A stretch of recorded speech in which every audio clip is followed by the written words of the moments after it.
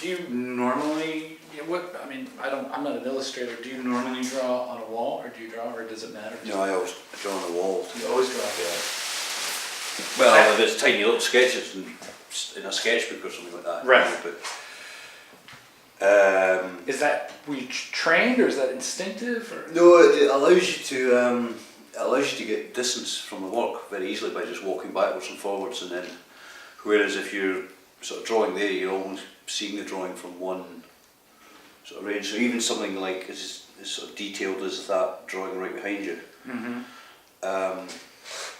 you know, there's a consideration of what that looks like at really close up, but there's also, if that's on the other wall in the gallery when you walk in, what does it look like from 20 metres away? So the only way you can really sort of test that is just by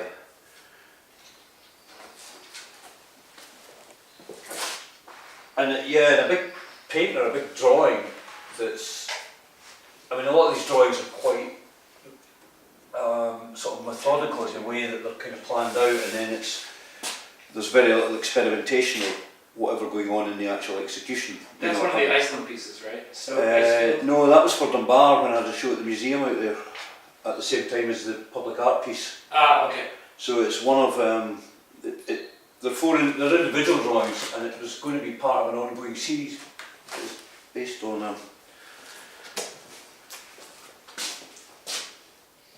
I had the idea, actually, it was sort of started the idea 30 years ago.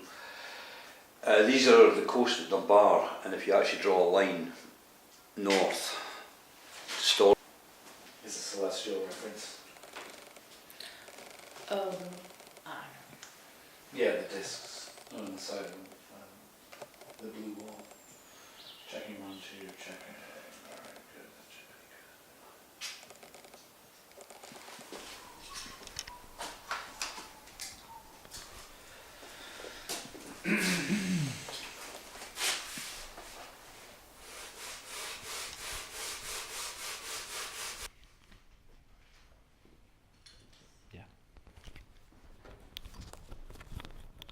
I was going to say, just give me a couple of minutes to Get warmed up.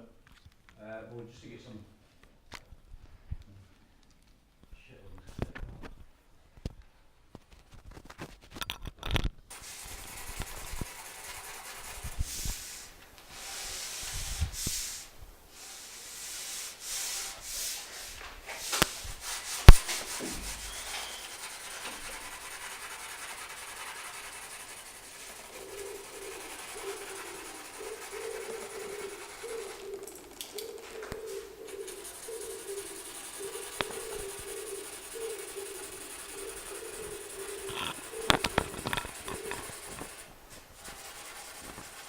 You probably saw from the document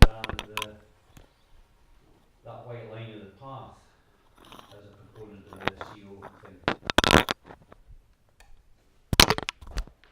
There's a complete visual reference to that, obviously, to Peace in Ireland or Oh yeah. whatever. So Recurring line north and some south. of these pieces in the editing, so I could actually sort of imagine sort of talking about one piece, but sort of other pieces being sort of. Exactly. I mean, even, I don't know if you do this in your teaching at all, but when you explain these different conceptual things that you're instructing your students to sort of think about, you might think about it that way. What I'm going to do real quick, though, is I'm going to drop this microphone. We've done this before. In your pocket. Yeah. And then run the cable up through your jumper.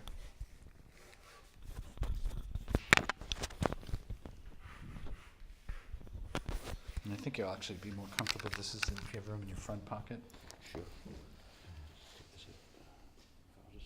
Yeah, and actually the mobile is probably not. Just put it all in there. Just make them in your mobile.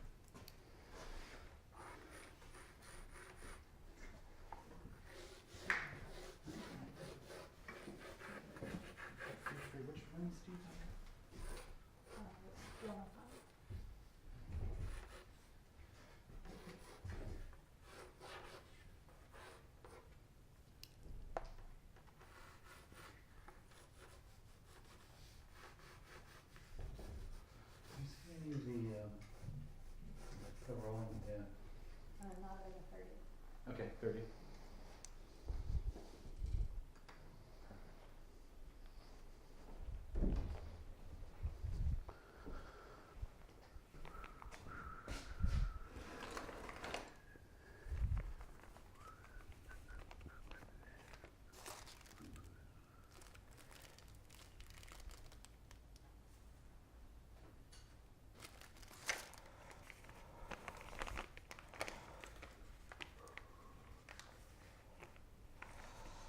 White House still there?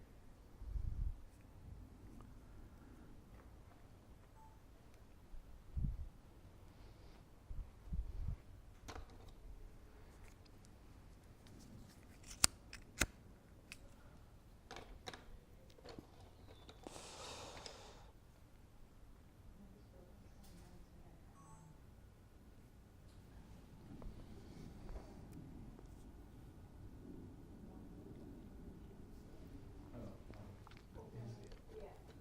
Yeah. Oh, no, it's a lot. Okay. Yeah.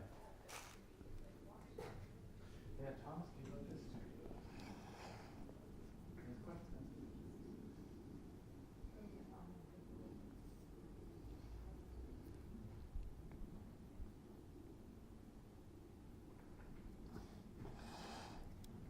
What's happening here is that sometimes if I'm here and I'm working and I tend to work, I hate sort of coming to the studio for a couple of hours, you know, so I have to try and carve days where I get down here for sort of 8:30, 9 in the morning and then finish at 2 in the morning, just work right through. I really like that sort of length of time, but when you're working here really late at night, one of the things that you are aware is a lot of people sleep. It's Airbnb. Really? They're crashing in their studio for a week on a sleeping bag and letting their flats out as a way of kind of just income generation, you know. So Are people technically allowed to sleep in these? you're not No. allowed to have it as a residence in any kind of shape or form. Right. But I mean, I've seen when I've been really flat out in the studio, sometimes just bedding down here Oh yeah, because all I want, you know, it's sort of. you're on a I roll. mean, it's before I was married and everything like that, but yeah, if I'm just sort of when I was on my own, just sort of, you know, working at 3 in the morning, work till 3, grab a few hours sleep, get up and get another session in the morning, and it just saves the kind of back home and all that kind of stuff. And you can work 24, you know, it's 24/7 access, so.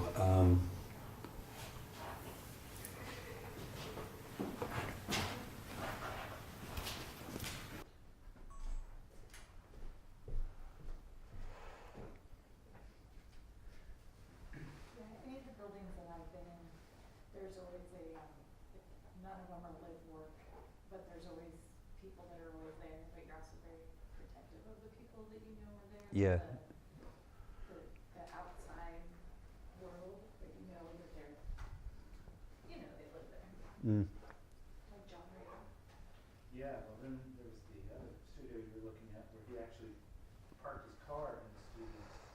Oh, yeah. He made that work for me. Dawn. John.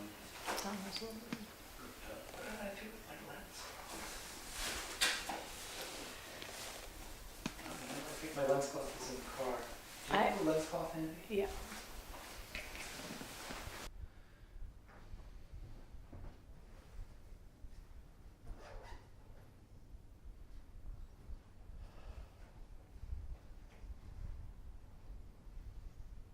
Good job.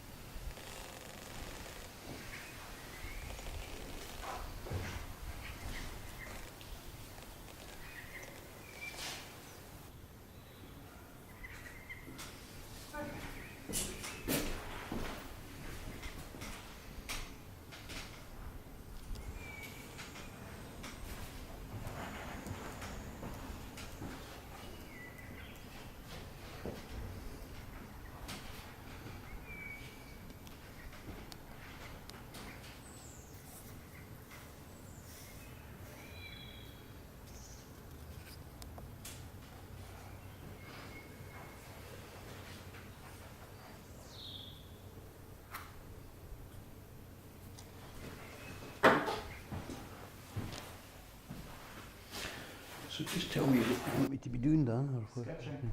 Sketching, right, okay.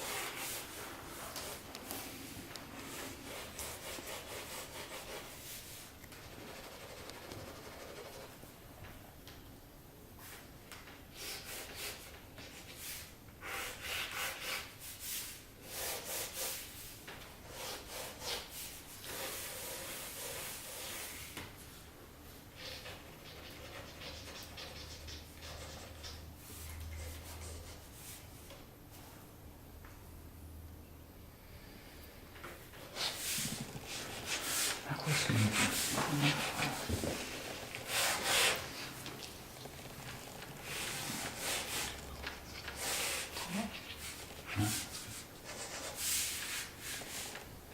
that tracking focus?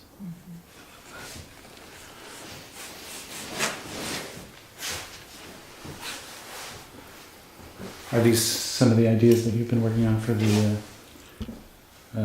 CO project? Yeah, I'm just sort of sketching out where we're at just now with sort of proposals going through various manifestations, and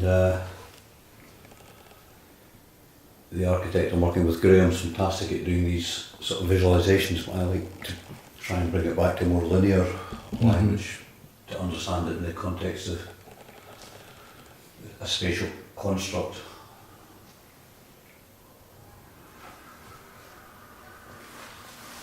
You were drawing before you went to art school, right?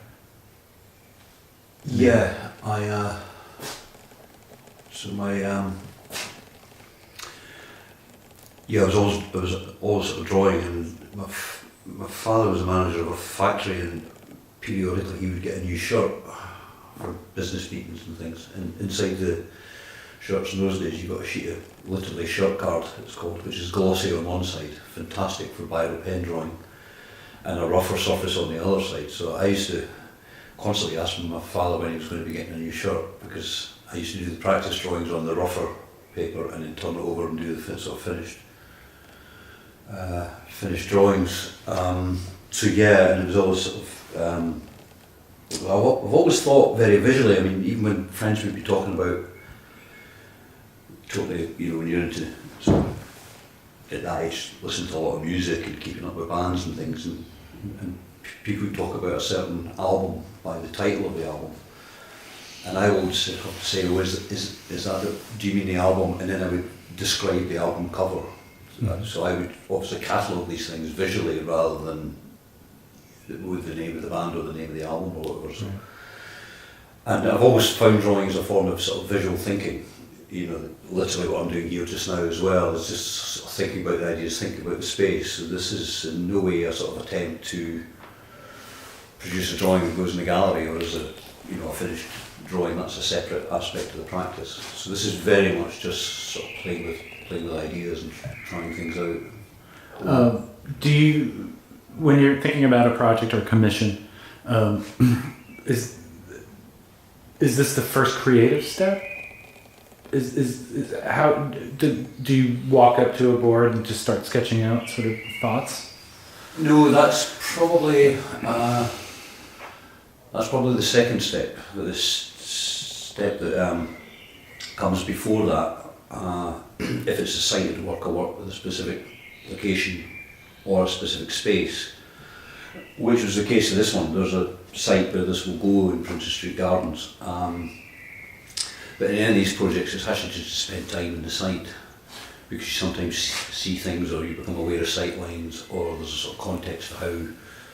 So for example, in this one, there's a very dark background because there's a whole series of mature trees, and then the castle rock beyond that. So that suggested to us that the work should therefore be quite light, and we've gone for a white cast stone project and granite, white granite, and so that sort of decision making comes out of being on the site. So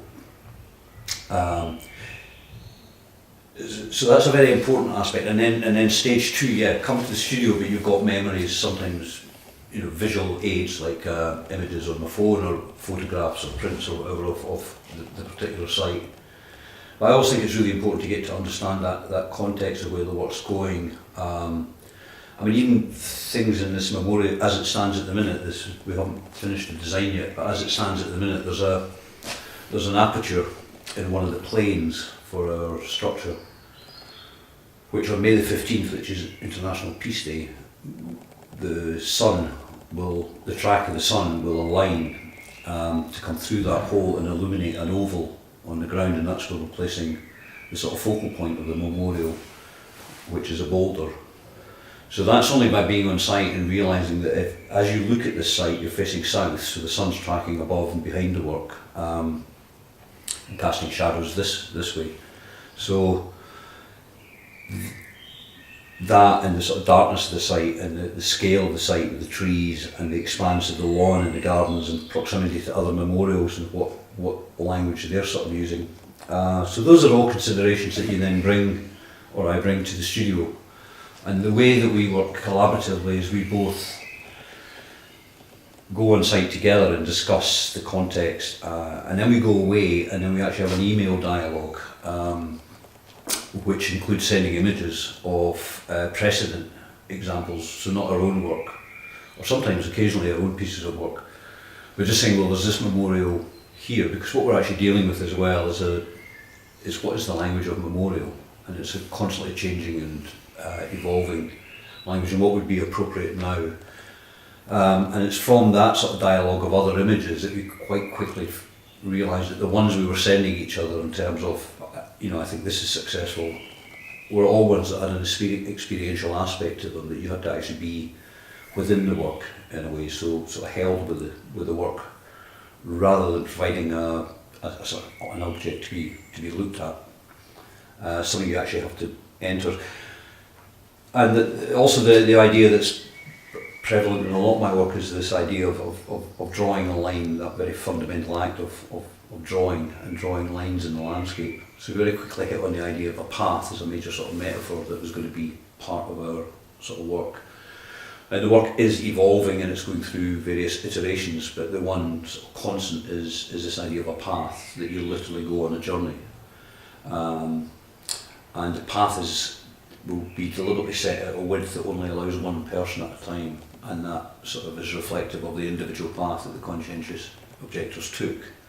And very much sort of the path as a line drawn in the landscape has been a sort of conceptual idea that the only conceptual idea that we took on site with us, and then we let the site inform subsequent things, and then it's sort of sketching things out, bouncing ideas. So we meet regularly and just say where we are, update each other with our thinking, and through that sort of process a kind of design almost logically suggests itself. It's almost like the design for that site is there, and this is as much a process of kind of discovering it,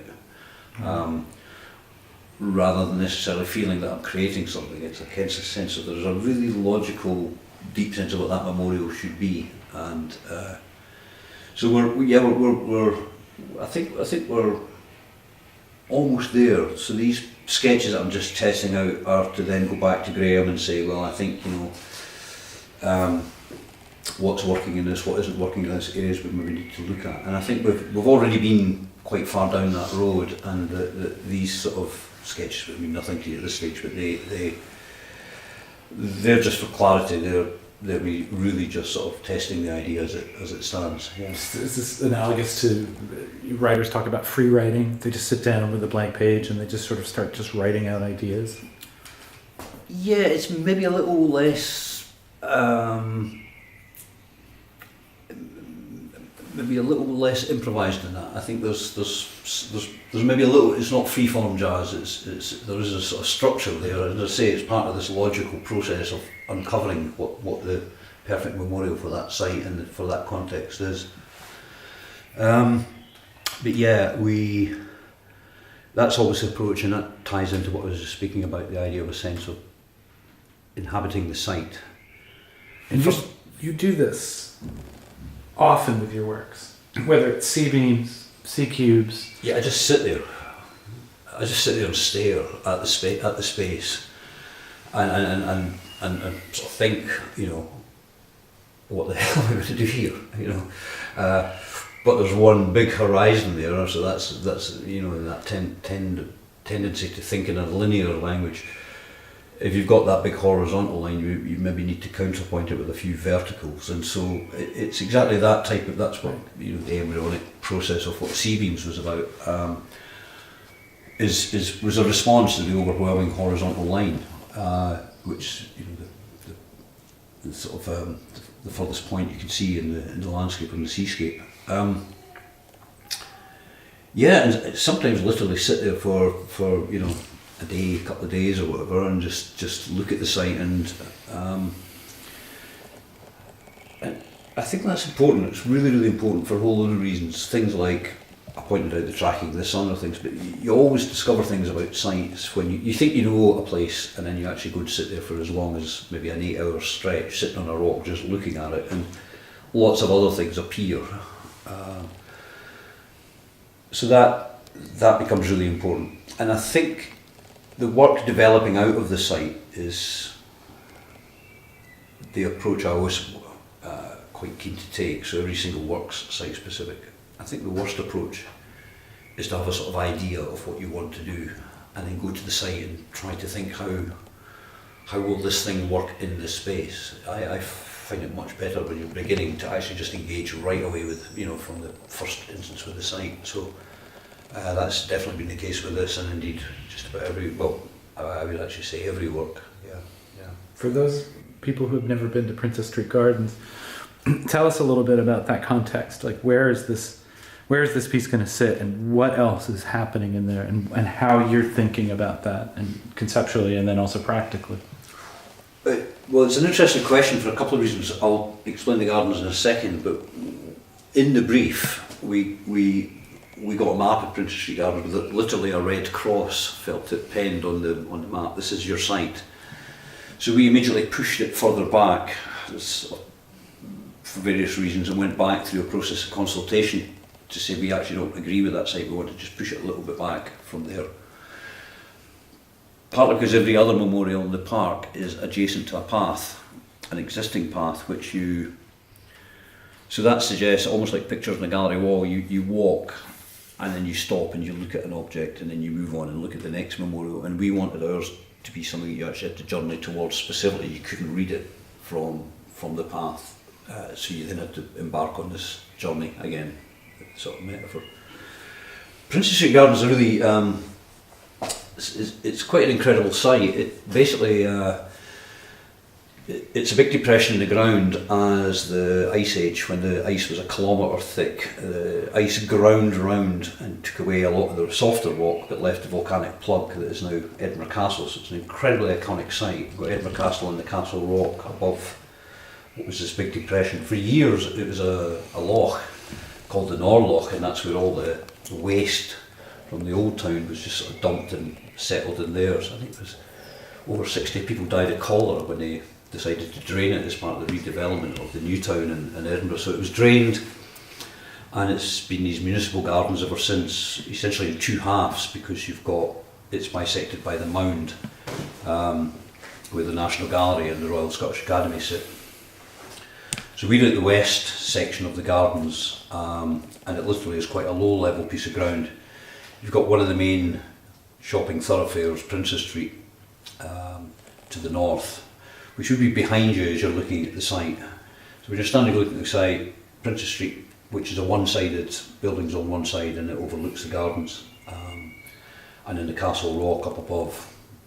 And again, there's a really nice sort of conjunction here, because the castle has been a militarised sort of defensive position from prehistoric times, and still has a big military presence up there, as the National War Memorial is there. So there's this really nice conjunction between what that sort of represents and what the monument that we're working on represents, being for conscientious objectors. And the brief is in fact a little bit wider than that. It's a memorial, international memorial to conscientious objectors and those who worked for peace. So again, it's got wider connotations than just the conscientious objectors. And then within Princess Street Gardens itself, the other really interesting thing that we're having to take cognizance of and sort of be aware of is the fact that I couldn't actually tell you how many memorials in there, but there are a lot.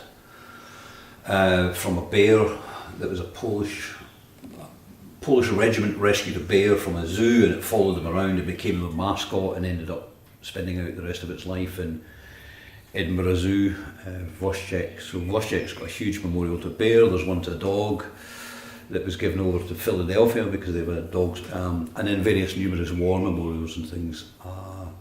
So I think there's about 15 different memorials there. So again, as part of that, getting to know the site, the other thing is to understand the context of, you know, this is not a neutral space. There are a lot of memorials in here already. How do we add to the kind of language that's in here in a way that's slightly sympathetic to all the other memorials in terms of its language, but is also sufficiently different to not be just another bronze plaque read from the path. So that's the kind of context of the site. And so you have a path. How long are you thinking this path is going to be? Well, the other thing is the absolute site is not fixed. So that is the most likely site that we've been given to work towards. But the brief did say that, subject to the design being approved, there would then be further discussion about where exactly it would be sited. And that alludes to what we were talking about earlier, or relates rather to what we were talking about earlier, as site specificity. You know, working, that's our site, this is what works on that site. So we're having to add a huge disclaimer to our design that this is not the final design until the site is finalised, because we will then have to realign things. We'll have a principle, and we'll probably have about 90% of it in place, but how it actually is configured. So it's not a fixed object that just gets moved around until a decision's made. We will need a decision, and then we will redevelop the work in a way that sits empathetically into that particular site. So this is very much designed for the one site that they have in mind, and that may well be the site that ends up being chosen. So the length of the path is in the context of how that fits into the situation. But at the moment, I think we're looking at it as roughly about 20 metres. So it's not a hugely sort of onerous walk, but it's of significant. It's sufficiently significant to be a path that you have to walk on. You're conscious of the sort of journey that you're taking. Right, and to some degree, you're going to have to signal an attractor, right? There's this notion of a path, and you want people to take a path. So maybe you can break down just the components in the sense that the path is just one part of this, but you want to encourage people to take this path. And how does that work? And understanding completely that this will, change, but these elements are probably pretty static. The notion of a path and that there's a destination.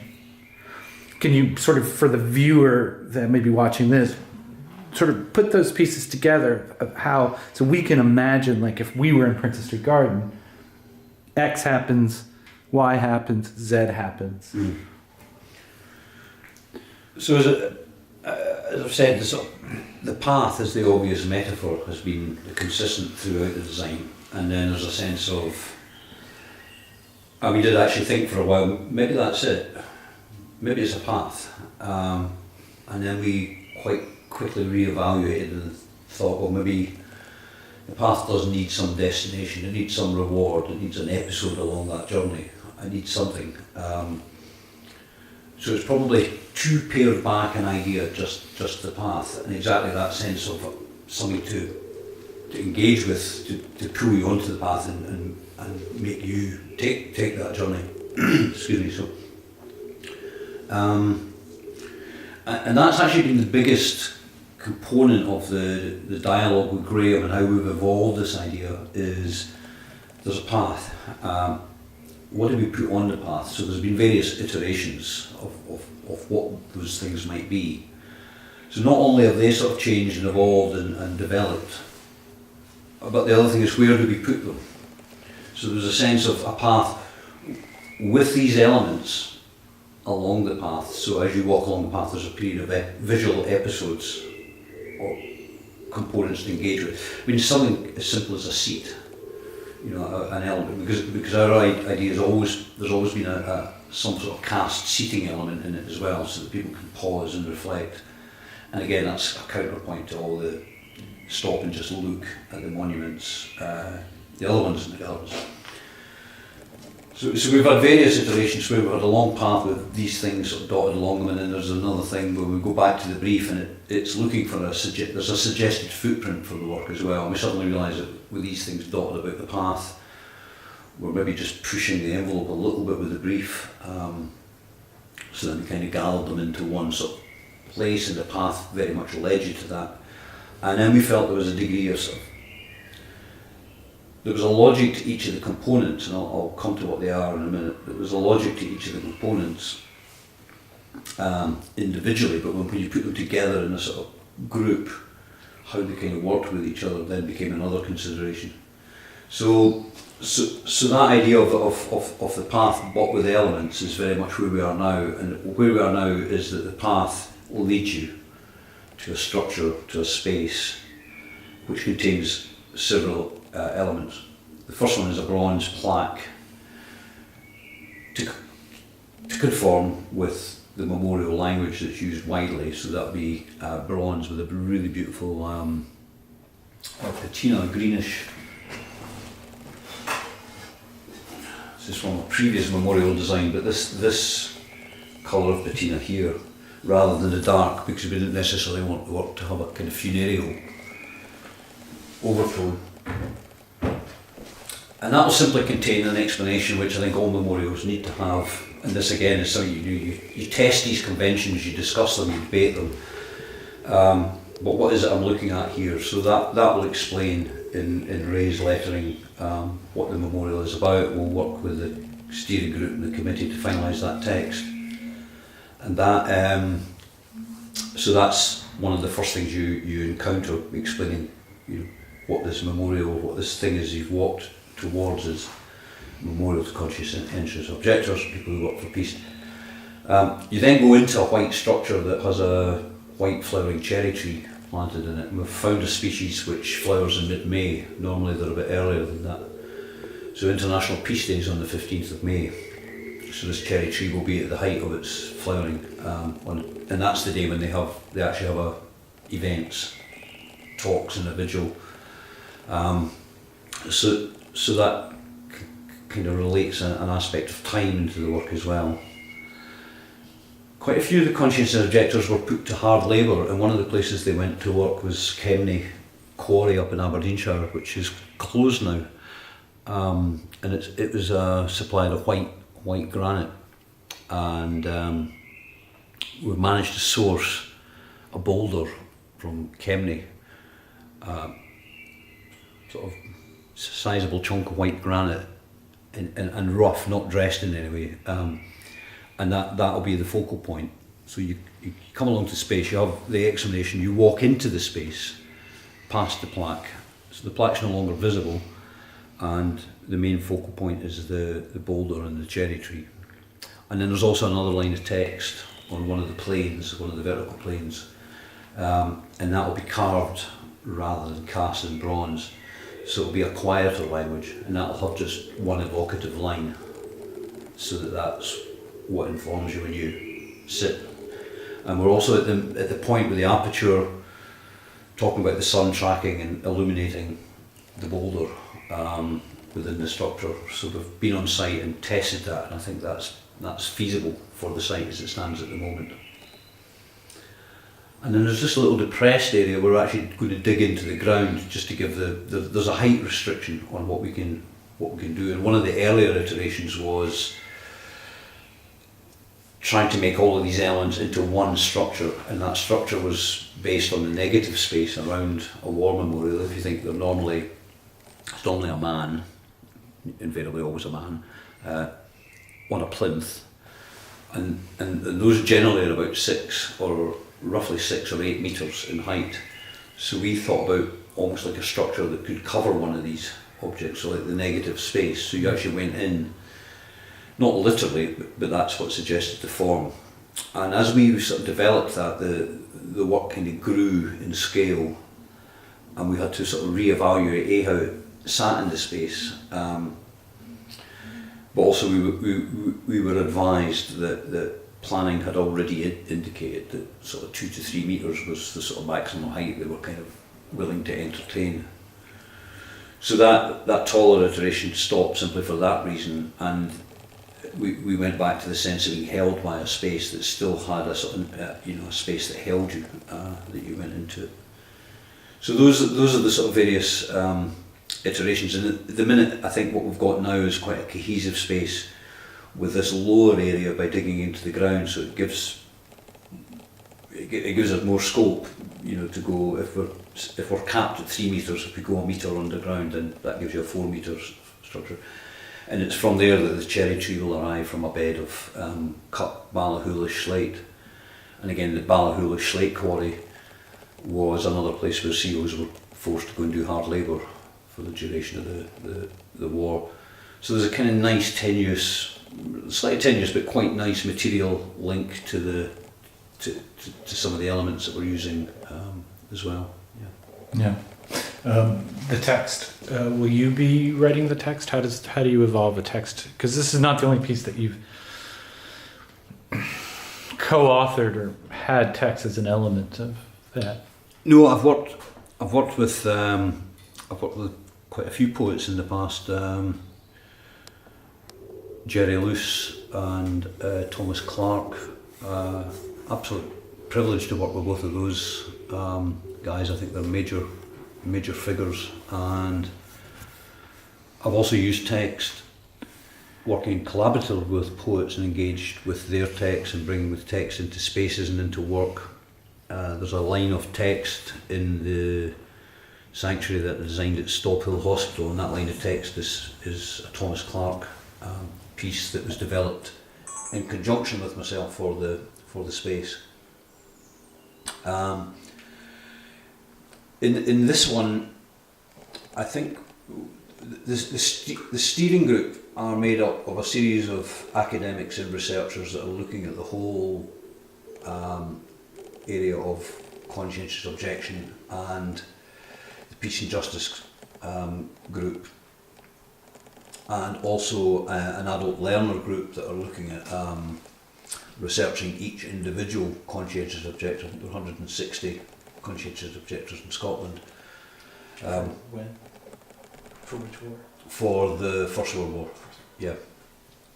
There were fewer for the Second World War, and I think, well, the reason generally given for that is the Second World War was a more obvious, it's fascism, and they're you know, it was almost a defence because they were eventually going to come for us. So there was a more sort of immediate engagement with that war. I think for a lot of people that the First World War didn't really make sense because it was essentially a sort of royal families battling it out.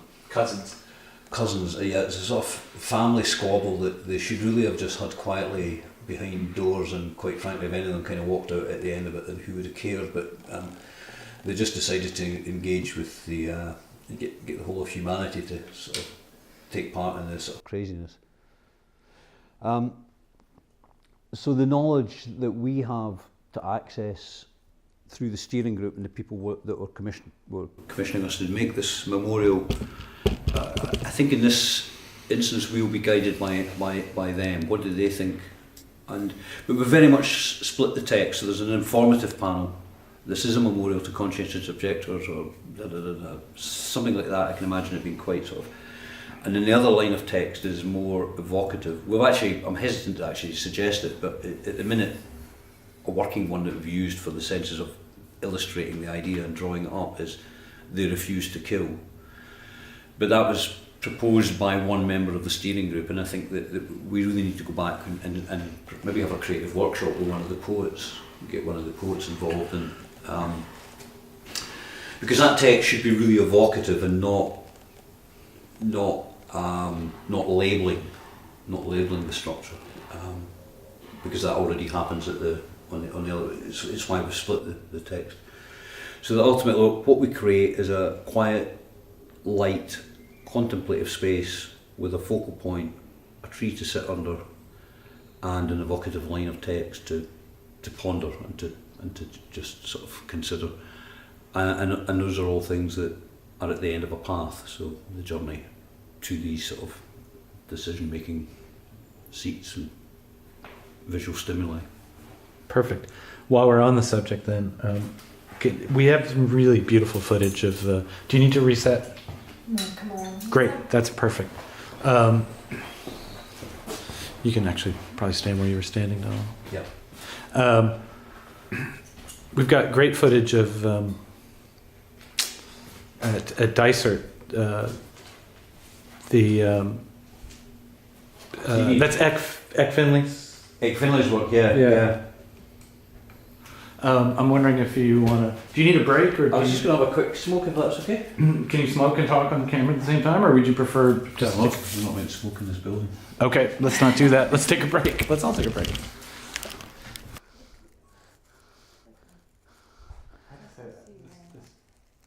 The way that we're shooting in completely new format. Wow, that's really nice, isn't it? Isn't it? Yeah. So this is actually the way this is processed. This is 4K resolution, which is twice as much as HD.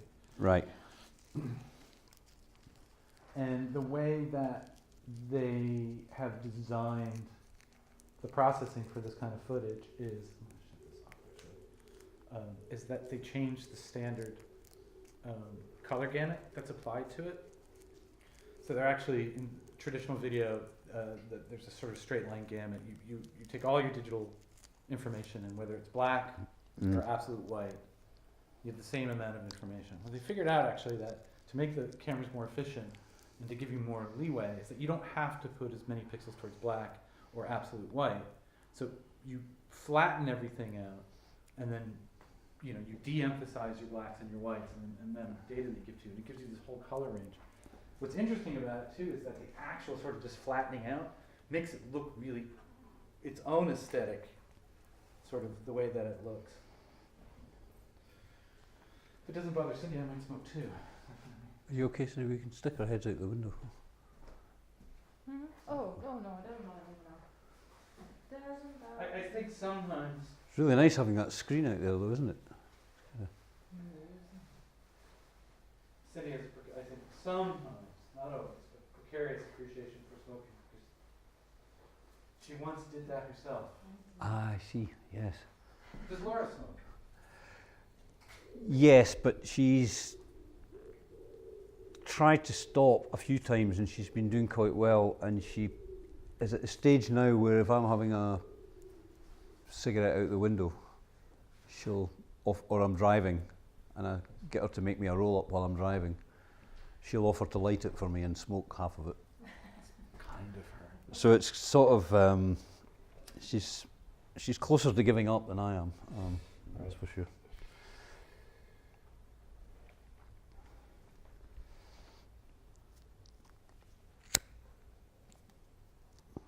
That was great. I'm actually thinking about. God, I really hope we get this. I do too. I think there's some interesting stuff in there otherwise. I would like to talk about Eck Finley. Maybe we've got some great footage. And Cindy framed up a shot actually from the uppermost piece of text, which is dappled. That's in Raven's Crate. That's Tom Clark's text. Oh, that's not Eck Finley? No, that's Tom Clark that I just mentioned. Okay, well then we'll talk about that. Yeah, dappled with light, sprinkled with shade, Right, or those are the perhaps two. sprinkled with light and dappled with shade. I Right. can't remember. That's okay, you don't have to remember. But we actually have C-beams framed in the upper left hand. Yeah, through that portal. And then there's a great way that she was able to change the focus and the light because it kind of glows with the dark. And then it switched, this lightens up and comes into focus. It's one of those things, it's like, would it actually work when you're editing something? I'm not sure, but it would be nice to think about because you do work with text. Did I give you your lighter back? I've got a terrible habit of stealing them. Yeah, you did. I did, good. Oh, you've got two there, so you're all right. No, Eck and Tom were both involved in that project, but Eck did the bird boxes in the park. One of the things we were aware, again, just being on site and walking around, was the entrance to the park is kind of, from above the harbour, is kind of hidden, or was kind of hidden. Yeah. You wouldn't know down in where C-beams are looking up that But there's you a kind of could path easily go up, into yeah. a park. Similarly, when you're wandering about the park, it's just a gap between two trees, and the stairs you can't see because they're going down. So we wanted to make something that framed C-beams and just made it really obvious from the park and from the harbour that this was some form of portal, some gateway, there was another part of the journey which was the park if you were down at the harbour or vice versa. I don't know if you notice it, but when you go down the stairs, maybe you should have pointed this out, another really nice intervention is that, yeah. So Shot that as well, so it's almost its own aperture. yeah, so Again, yeah. I mean, there's visual echoes, bang, left, right, and centre. You know, you come down those stairs, and your first view, expansive view of the sea in the harbour, is through these bars, which is quite negative, whether it's from zoo animals or incarceration. Yeah.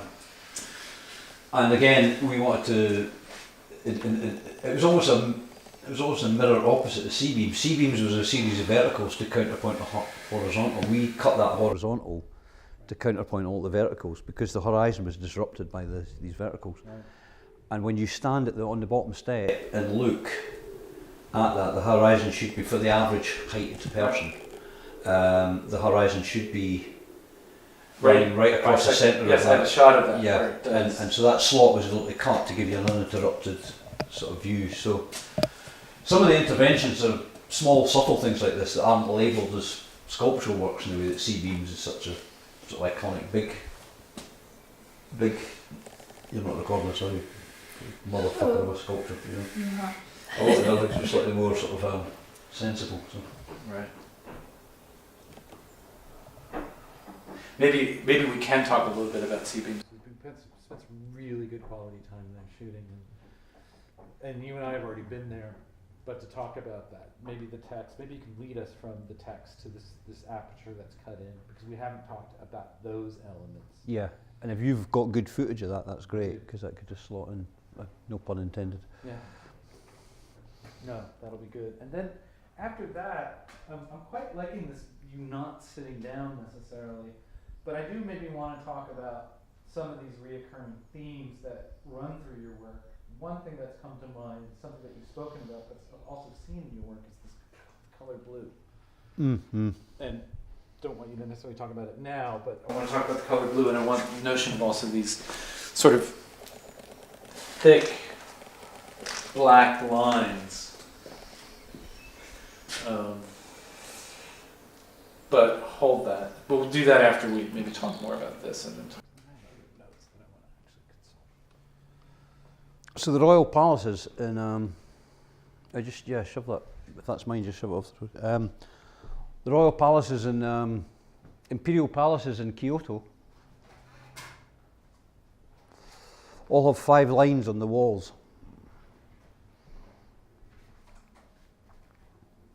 So you've got the wall around the palace and the gardens containing the gardens of this, and if you look, there's 5 horizontal lines run all the way around, and that's an imperial palace in Japan. So that's what that's lifted from. Okay. It's just it's a really straight representational drawing in a way of an architectural construct. But the piece in Perth that you had done, I'm making an assumption, but you had not been to. Japan at that stage, no. And again, I think, there's 5.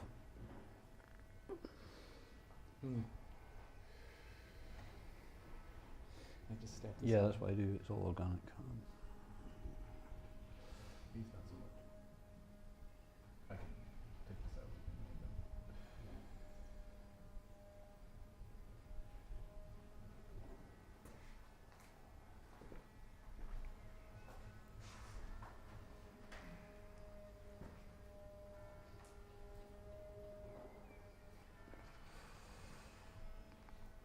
What's actually really funny about the text is I was quite keen to have a Gaelic text in the CO. Oh,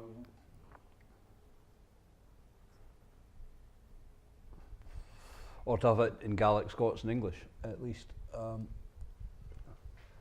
So I'm supervising a PhD on the influence of the Gaelic language on contemporary art practice in Scotland.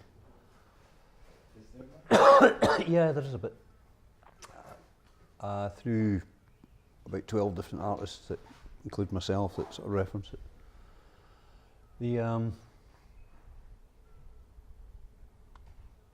So I'm bringing the sort of art side to the supervision of this PhD, and Rob Dunbar, Professor Rob Dunbar's bringing the linguistic understanding of Gaelic to it.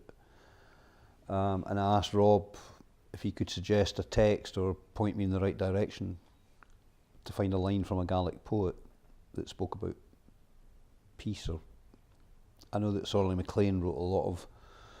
He took part in the war and he wrote a lot of war poetry, but an awful lot of it was really, you know, down on war and down on his experiences. And so I asked if there's anywhere in it, and I did a lot of research myself. And had it been, because of the Gaelic culture, the Highland culture, had it been a piece of text on the glory of war, absolutely spoiled for choice, thousands. That single Gaelic poet written a piece of, where you could just lift a line and it just sums the whole thing up. You know, we just couldn't find one. It's a shame.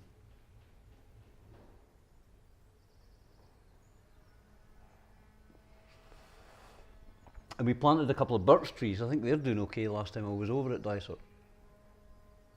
At that portal between the park and the harbour. And they're part of that sort of text work on the...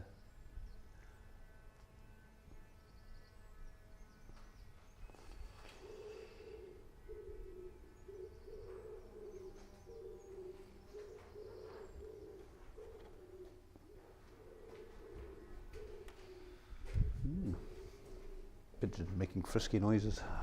Yeah. Oh, they're Springtime, right? we're watching Thinning Square. We're watching a male Oh, doing his pursuing, tail to the ground and check me out. puffing up his neck feathers. Yep.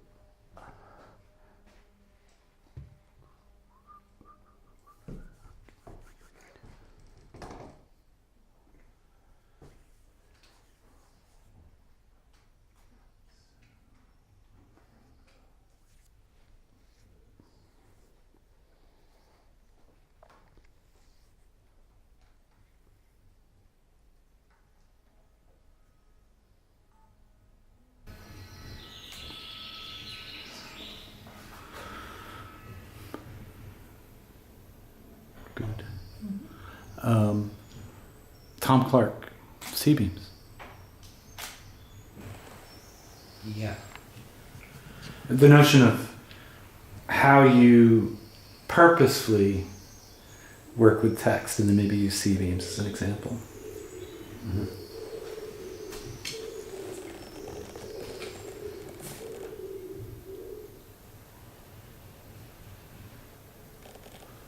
I could actually dig out, they're in storage just outside in a cupboard. I could actually dig out my first text works.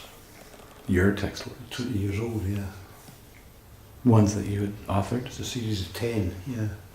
Let's go ahead and finish up this thought before we think about doing that. Okay, yeah.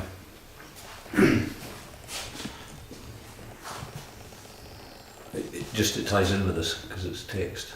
Using text work and then. But it's okay, I can skip that bit just now. Okay.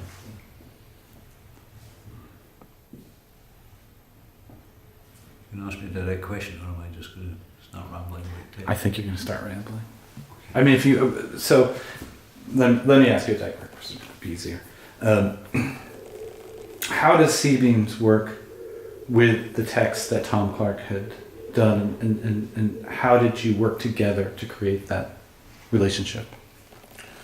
The way the Dysart project came about was that they had they got some European funding to upgrade bits of the town because there's a new coastal path from the Tay Road Bridge in the north all the way around the Fife coast, coast of Fife to the Forth Road Bridge, and that quite logically is called the Fife Coastal Trail, and that was coming right through Dysart, and they got funding.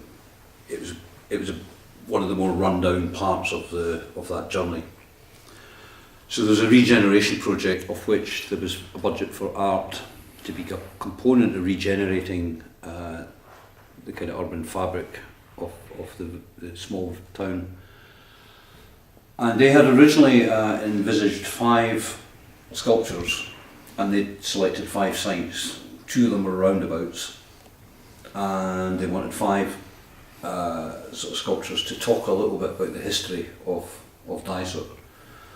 So they were keen to have a sort of minor It's a big mining area, and they were keen to have a fisherman because it was a big fishing port. They were keen to have a fisherwoman because they used to sell fish there and so on. So the first artist they brought on board was Eck Finlay, who was asked to suggest other artists to kind of work on this project. And Tom Clark, who had worked with before and whose work I've been aware of for years, was the one of the other artists, and then I was the third of the 5 artists. And the more we thought about the brief and what they were trying to do with the town, we kind of saw a discrepancy between what their stated intentions were and what their approach was. So we basically sat them down and told them that this idea of 5 sculptures, 2 of them on roundabouts, figuratively and representationally, telling a story of the town was pretty pointless in a lot of ways. There was no sense of regeneration, and we wanted to work more closely with the site and context and come up with some alternatives. The sort of the way we underwrote that was we basically said to them, and if you don't like the approach we're taking or whatever, then I think what we will do is we will probably just walk away from the project, but we're more than happy to help you find competent artists who will deliver what it is you're looking for. It was great because they were quite sort of open, creative bunch. They sat there, they listened to us, they allowed us to develop some ideas, and they grew in enthusiasm for what we were talking about, and so the Dyson Artworks project was born out of that conversation, and we then went away and proposed a series of works. They did want one fairly large, iconic piece of work that sort of signalled that you've arrived somewhere, and that in the dividing up of individual projects within an overall project, that fell to me, and that developed and became what is now C-beams. One of the aspects of the site is you have a raised park with the main entrance about half a mile away, and then the cliff down to the harbour. And when you're down at the harbour, there's a tree line, but there's no sense of an entrance into a park, and vice versa. When you're in the park, you don't know that you've just got this incredible view down into harbour just beyond these trees. So we sort of there was an existing set of stone steps there, so we put a couple of interventions around that to just signal that more clearly in a sort of visual way. So there's a portal which is painted blue on the side facing the park and painted green on the side when you look up at it from the harbour. So it's quite subtle, but it's also of a scale that it just indicates this doorway, this threshold between one sort of environment and the other. And just literally lets viewers or people in the town know that you can get to the park up this way and you can get down to the town this way. So that's where we spoke about regeneration and actually putting works in place that made sense or heightened the visitor's experience of the place, rather than a more obvious. The way we actually did that is I got the whole group of people from the council to close their eyes, and I asked them to imagine a fisherman. And I gave them a couple of minutes, and then I asked them if anyone was struggling with that visualisation, and none of them were. And they were actually all quite incredibly similar sort of imagery that they all were holding in their minds. And I sort of said, well, why would you spend all this money on a bronze sculpture when you have no problem visualising what a fisherman is? So that was part of that process of changing the brief that we were working to. And then there's just these beautiful stone steps that bring you from the park down to the path that goes along the top of the harbour wall. And we planted a couple of birch trees there, and Tom came up with a poetic text. So we had a sort of framework, we had a sort of strategic overview of what we were planning to do. A text intervention here, something to indicate this threshold here, something big and iconic there, something quite subtle and that involved an act of discovery in the park. So we had these sort of thematic notions, and then we divided them up. We all came back with this is what I'm proposing to do here, this is what I'm proposing to do here, and then we just thought about how that evolved as a journey and differing scales. So that's how that piece came about. And Tom's work on the steps is incredibly subtle. Like all of his work, it's incredibly beautiful and lyrical, and says so much with such an economy of means, which I think is something that draws. There's that aspect in both of our practices that kind of attracts, and why I always enjoy and have always enjoyed working with Tom. And he simply said sparkled with light, dappled with shade. Oh, forgive me, it may be the other way around. Dappled with shade, sprinkled with light, whatever. But just these two beautiful texts actually are incredibly just descriptive of what's happening when you're standing there, because the light's filtering through the canopy of the trees. So that was an incredibly subtle piece. And I've worked with Tom using text in several other projects. And we'll reference to the Conscientious Objective Memorial. Once we get a sense of what that evocative text could be from the steering group and from their research and knowledge, that might be something we engage with Tom, sort of turn it into a very poetic sort of text that holds on to the essential meaning of what the steering group come up with. And another little intervention just leads you to that you're leaving the park and going into the more maritime environment, is when you step through Tom's texts, the two text pieces, and it's really nice because they're not visible from each other. There's no viewpoint that allows you to see both of them at the same time, so it engages the viewer, bringing the memory of whatever one they encounter first to the second one, and that dialogue between the two texts. And then that brings you down onto this cliff walk, which for safety reasons is a sort of railing of metal verticals on top of a low wall. And then we just thought it was such a shame to arrive at this open view of the sea, having come from the park, if you're taking the journey that way. And your first view of the expansive horizon, this horizontal, is through these verticals. So in many ways, C-beams is a series of verticals that counterpoint an existing horizontal. And what we did through the stairs there, when you get that first expansive view, is we actually cut a slot in the fence. So we put a horizontal aperture into a series of verticals. And for the average heighted person standing there, that slot just beautifully frames the horizon. It should actually be sort of centred on that. So some of the pieces are incredibly visual and obvious and of scale, and the other works are much smaller works. And then Eck Finlay in the park did a series of painted bird boxes. Each bird box was designed for a specific species which he had seen and observed in the park. And they were painted with crossword clues that you could see from the ground looking up at them. The crossword clues related to the bird whose box it was the species it was specific for. And then there was a series of books produced which you can still get hold of in the Harbour Master's Cafe.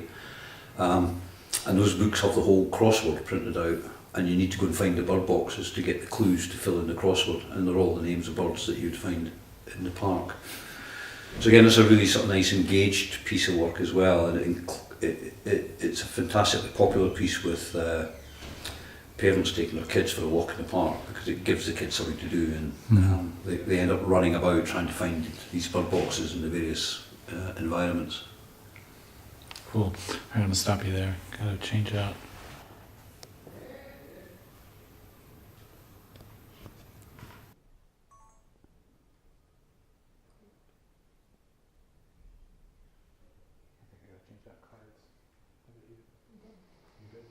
Okay. Do you want to maybe sketch a little bit, and I need to just readjust the camera stuff and change out the card?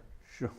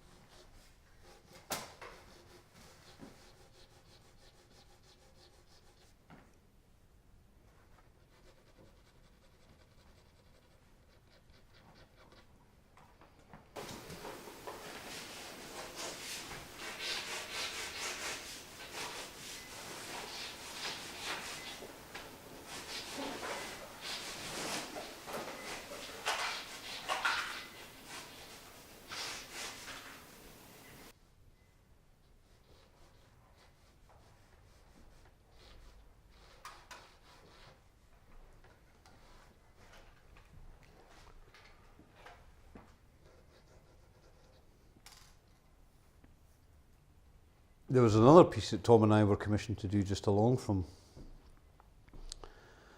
Dysart, Furlong Coastal Path, which You were commissioned, or you applied for a commission? no, we did it, and it was halfway through being constructed, and the Oh, local this is the Kirkcaldy piece. yeah, no, the not the garden piece. This was another piece, and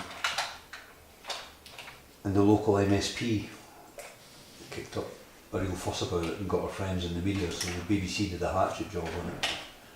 We were on Report in Scotland for a brief period. Tom Clark, with his gentle poetic text, lovely older guy, and we were the most controversial artists in Scotland for a brief period. What was the nature of the complaint?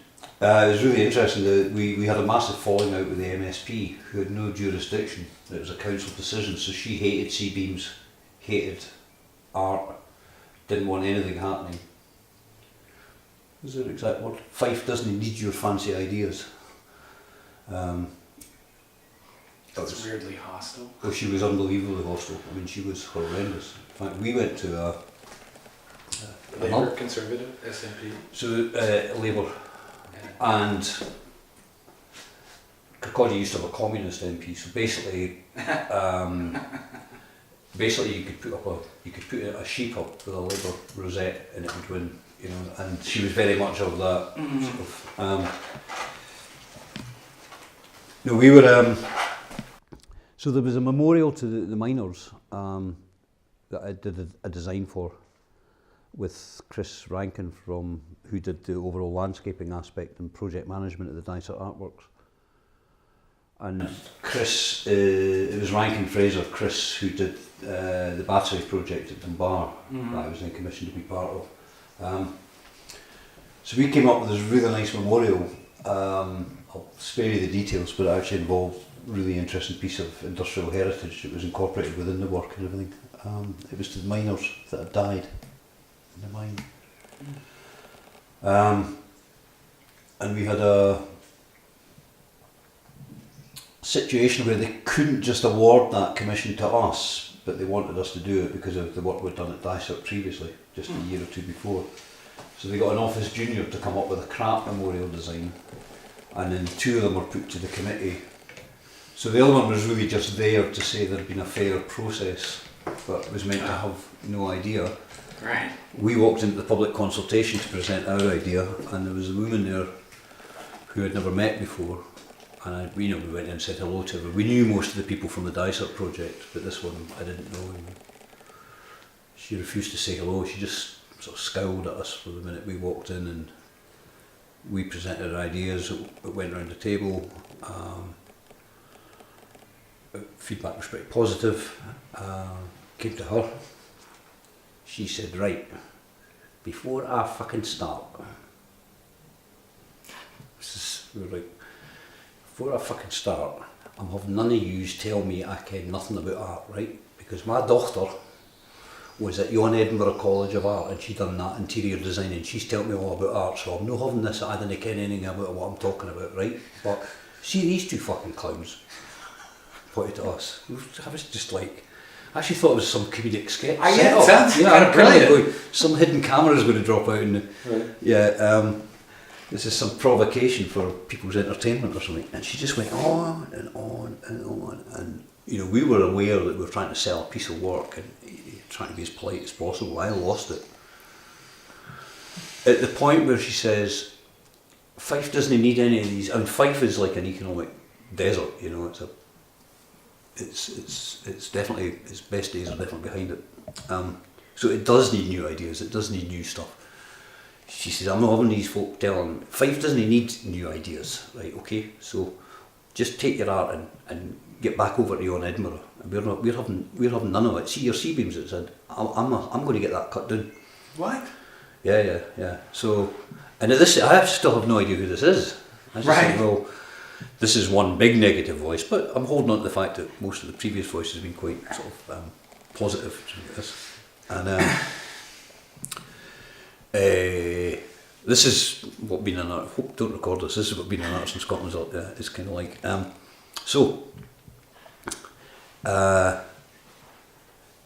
Yeah, Fife doesn't need to use it. So I said to her, do you ever have occasion to visit Edinburgh yourself? And I knew the minute I opened my mouth, we just fucked ourselves, but basically I said, do you ever have occasion to visit Edinburgh yourself? She says, I'm over there regularly. And I said, do you use that newfangled 1964 bridge, or do you still row across the river in a coracle? And she don't get fucking smart with me, pal. Wow. And then she said, and I could feel Chris looking at me going, oh, thanks, that was really helpful, that last comment, you know. Right. Well, I thought, but we're never going to win this one round, so we've lost this one, so you may as well, Go down fighting. may as well have a punch at her while she's, you know. So then she said, anyway, I think we need to see the other proposal. So the other proposal was put forward by somebody in the graphics department of Fife Council, who's basically been told, come up with something crap, right? And so they'd come up with, there were 67 miners killed in our memorial actually incorporated, it was a unique, the cage that the miners went down in was a double-decker cage, and we found it. It's in the Railway Preservation Yard in Methil, further along the coast, and we got an engineer to look at it, and he said it could do with a bit of a smart knot, the shot blast it, but it's structurally good to go. So we actually had a black square, rectangular section, black granite, polished Indian granite coming up, just as a straight rectangular section, and then that structure, and then a cap of about another metre of black granite. So it was just, and that was going to be painted sort of silvery like that pipe in the corner there, the structure. And that was just this weird abstract, if you didn't know what it was a kind of weird abstract shape, because it's a memorial to the miners. So every miner that died, that was their last journey up, was in that thing. So to incorporate that in, and yeah. So we were incredibly, and basically our memorial looked like one of these black bars in that drawing, but with this interruption that was this thing. So we were really pleased with that piece of work. I really sort of still, you know, there's lots of things you don't get and you apply for and don't get. And this was one that we just still rankles, because what the Office Junior had come up with is a whole series of drawings of pit ponies. And they looked a bit like My Little Pony, so they weren't even particularly good. And then there were 3 bits of concrete cast, 3 blocks of grey concrete, and then these were carved into the concrete. So there was sort of negative bas relief, badly drawn ponies.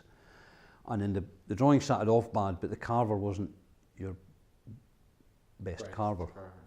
So these bad drawings ended up as even worse carvings, but they did look like kids' drawings of ponies. There was 67 of them. So there's a pony for every miner. This is what they approved. Well, so we were then asked to shut up, and this was presented, and we knew the agenda that this was being set up to fail. So the 67 and the miner representative, one of the retired miners, said, "Can I just stop you there?" He says, "There was never a pit pony down the Francis pit. That was the." He said it was all. He said because it went 4 miles out. He said it actually almost it's just off Edinburgh. It comes right over under there. The shaft's under the ground, so you were working under the sea as well as under the ground. So because of the scale of it, it was actually it was small locomotives, small Sure. electric, or I don't know what, but so it was mechanised to get the coal out.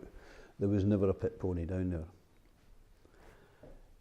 Your woman says, and she goes, "I like the ponies, I like the folk like ponies. I like the ponies, keep the ponies," right? Doesn't it have to be, it's no telling the story, right? So then there was a bit more open discussion, and we were witness, and your woman again said, Huffin said, "You fucking idiots, and you clowns go back to Edinburgh." She said, "On a point of order, I'm finding it really difficult expressing my true opinion here with they 2 guys in the room. Whoa. I think they should be asked to leave, and I'll tell you what I really think." So they looked at us, and we said, "No problem, you know." So we got our stuff together. Thank you for your time. We'll be in touch. Like that. We'll just wait outside if you want to pull us back in. If you have any further questions, it's not a problem or whatever like this. So we went outside, and so as we made the journey to the door, I was thinking, if that was her restrained, Right. like, I don't think I've got the balls to be in a room with her when she's really letting rip, you know? It's just like, fuck, you know? So we got outside, and I said to Chris, who the fuck is that, you know? And he went, that's Marianne Livingston, it's the MSP. I was like, you're fucking kidding me.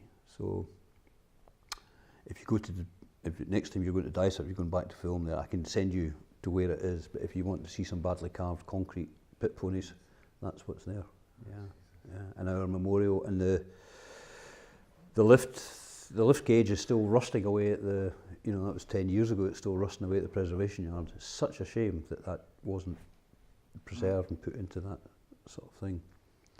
Also because my mother's family were all miners. I learned to driving to get coal once a month because my Uncle Johnny got a coal allowance, but he had gas central heating. So I'd actually lost a couple of relatives that I'd never met down that mine, but most of them that side of my family were miners, you know, and it just, there was a personal sort of engagement with that project. Anyway, fast forward. For any of that? We got paid for the design stage, yeah, but not as much as we would have got if it had gone ahead, sort of thing. Yeah. And usually the design stage is not a huge amount of money. It's like the CEO thing, 1,500 quid, so we've got 750 quid for the stage we've got to, which is nothing for the amount of work we've done. But then, Do you know what the overall budget for the CO? yeah, it's 80. Excluding fees, it's 80. Still not a lot of money. No, but this is doable on 80. So, anyway, fast forward. There's another bit of wasteland on the path on the coast. The Five Coastal. Yeah, just about a mile from Dysart, not as far as where the memorial would have been, where the path comes up and it levels out. And it's just basically a shallow slope down to the ground, quite high up. There's a barbed wire fence, it's overgrown, it's strewn with litter and everything. So Chris and I were asked to look at that site and come up with something, and Tom was brought on board. So we came up with a proposal, they started building it, and it got, the MSP shafted it. Same one. Same MSP, yeah. So the next, Mary Livingston? Marianne Livingston, the next election was the 2011 election where the SNP had a massive landslide, and I stayed up to watch the election, which I would have done anyway, but when it came to Kirkcaldy West, I was like, and she'd been the standing MSP for, you know, since devolution, and she got trounced, you know, they all did, but you know, she got severe, and I've just, yeah, it was just sort of like, you didn't need your fancy ideas, you know, living in absolute, you know, people living in ex-mining communities living in absolute abject poverty, and you know, it's fucking horrendous. So basically what happened was we came up to the site, and I got Tom on board, and we planted a whole load of teasels, which are a particular plant that's attractive to goldfinches, because we saw some goldfinches on site. We put some big oak benches, and we had bronze inlaid panels with Tom's text on them. So one of the texts in this really nice secluded area at the back you could sit was, may you be surrounded by goldfinches. Because of the planting that we did, there was a very good chance you actually would be. And then, so that was the path there, and then this is a sort of secluded area, and then we took down the chain link barbed wire topped fence, which was to stop people going over this big slope. And we decided to put in a white wall, but the white wall would slope up the way, so it would be like the top of a lectern. Right. So it would stop people getting there, but it would just create a white line on top of the cliff. You would see it from the sea. We did some research, and we found out that the two coal barges that used to take the coal along the coast, one was called Flora and one was called Aurora. So we took the names of those two barges and we put writing on text on either side of this wall. So from the sea, you see this white wall with the word Aurora and the word Flora. And, and from the landward side, looking out over the sea, the word Aurora. So they were building that. It was a timber construction, marine plywood painted. So they were building that sort of lectern thing.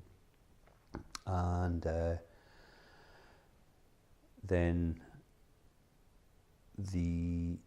so what happened, we didn't know this, but the first I knew was I got a phone call going, have you seen Reporting Scotland? And I said no, and they said, well, you maybe want to go and have a look at it before you answer your phone. And then my phone started ringing, all these unknown numbers and stuff, and I was like, okay. I was in here, so I drove up, put the computer on, watched it on catch up or whatever, and just usual shit about what's going on in Scotland. And it was a controversial new artwork. MSP is furious. And then it also appeared on Radio Scotland. And of course there's no visuals on Radio Scotland. But at that stage, what they were doing was they were putting in the vertical posts for the structure to be built on. That's as far as we'd actually got.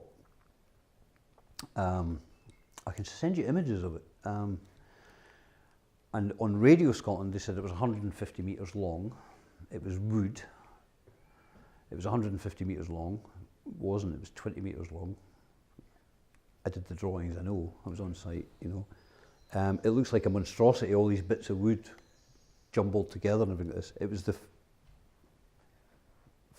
Anyway, in a sort of 3-minute article on Radio Scotland, there were 12 factual inaccuracies in it.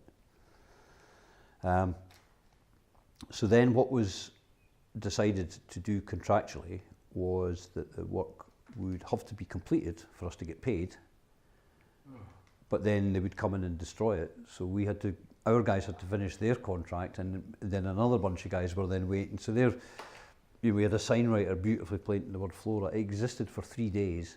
We got documentation of it as a finished project, and then they came in and bulldozed it. You're kidding. When I went over, I took, Roddy was about that size at the time. When I went over, I got out of my car, because we had 3 days between it being complete and being destroyed, one weekend to document it. There was one quite nice sunny day, so I drove over. I'm out there with my camera. There's a row of houses that look out. So they used to look, they couldn't really see the sea because of how overgrown the site was. And then it was the sea was through a chain fence. We put in a low wall that slopes. So for the first time we opened up a view of the sea for them, so we couldn't understand, you know, it was all like the local residents are up in arms. So I get in my car and there's a guy just in his garden, and he's height, and I'm like that height, and he says, "Can I ask you what are you doing? You taking photos?" And I said, "Well, maybe I shouldn't admit this." I said, "Because I think there might be a lynching party waiting for me." I said, "But I'm actually one of the artists responsible for this thing, and I'm just here to take a few photographs of it." And he said, "Oh, it's fell bonny that." He said, and the words were from the barges. And I said, "That's right, yeah." I said, "You can't see it from the landward side, but you know, there's another one on the other side, and this one was in blue and that one was in orange, so land and sea sort of thing." And he says, "I see when she came round to offer money, I was like that. No, I like it." And I thought, when I said, "When who came round?" She went to MSP and Marion Living. She was in every house, petition, get it signed and that, and I think they were all getting backhanders to say it was shite and they didn't like it. And I refused. I told her that's a huge improvement for what was there. Oh, and the other thing is, you know, these coin-operated telescopes that you get at the seaside. We put in 3 of them, but we disabled the coin-operated, Right. so they're free. Yeah. A wee one for wheelchair and kids, and 2 big ones. You know, things like that. And he was going, "What's not, you know, basically what's not to like about what the boys have done, what he's done and stuff like this." But so I have no more proof than that. I didn't chase it any further, but she went round and created such a fuss, got her contact in the media to totally blow it out of all proportion. You know, when they filmed it on Radio Scotland, Reporting Scotland, they never sort of did a pan to show it. They just focused in on it, so it was just off the edge of the frame on either side. But but he's actually, and he's actually standing there, and he goes, he said, "It must go for about 150 yards." And at no stage did the camera show you that. Right. And it's literally, you know, it's like fucking, so a hatchet job. So that piece existed for 3 days, and then it, you know, a cash-strapped council had to pay for it to come out, and then something else to go in its, a fence to go in its place, yeah. So.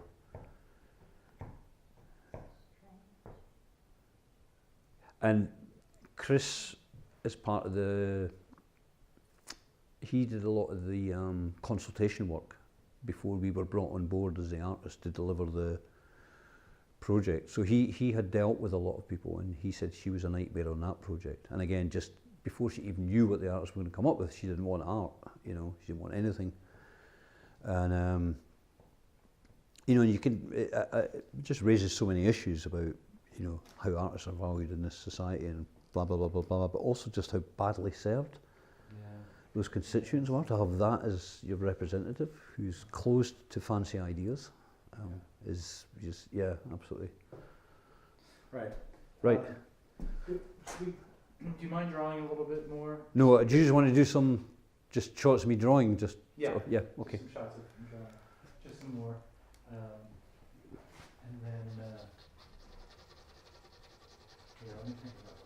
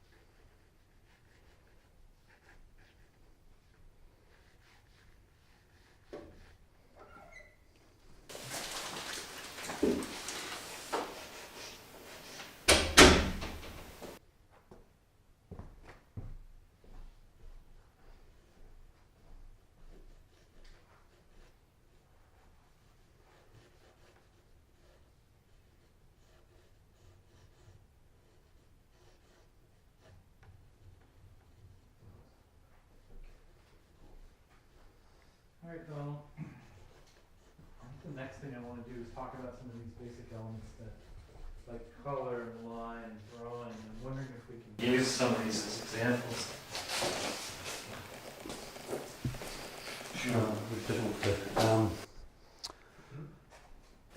Might not be that easy through the glass, but yeah, it'll be Well, that's what cool. I want Cool. to check. Is Yeah. I want to check to see what our reflection of the world is, and if there is a view of that. Even if we just talk about it, and Sure. sort of in the background.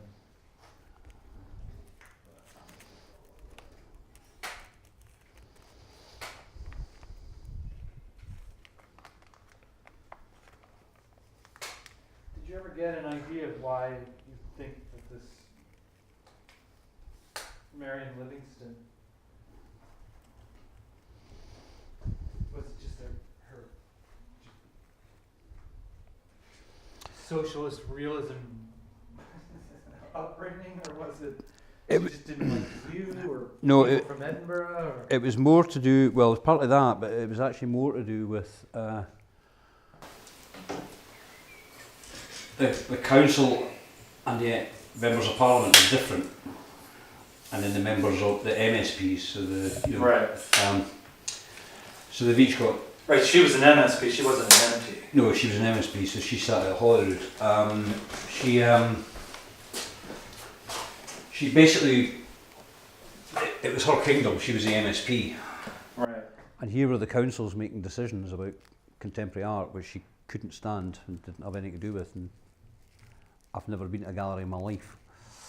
So it's just simple parochialism. Well, it was basically like she was pissed off that the council were making decisions that she had no control over, so she got herself onto the committee as the member of parliament, and then made sure, and she had sufficient power over all of them in some ways as an MSP to. And yeah, I think it was all a kind of. Kind of stitch up even.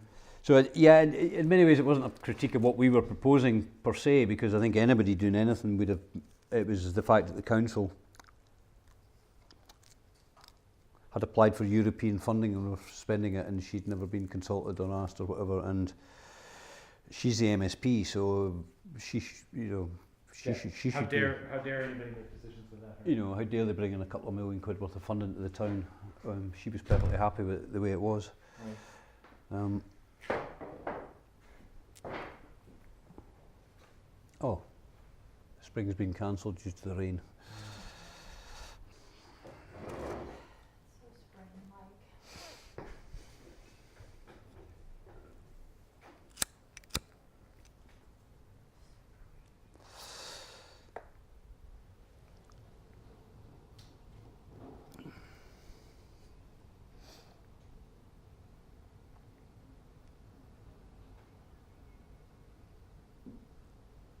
So you're hammering and maybe sanding, is there a lot of different mediums and people working in a lot of different Yeah, types in this building?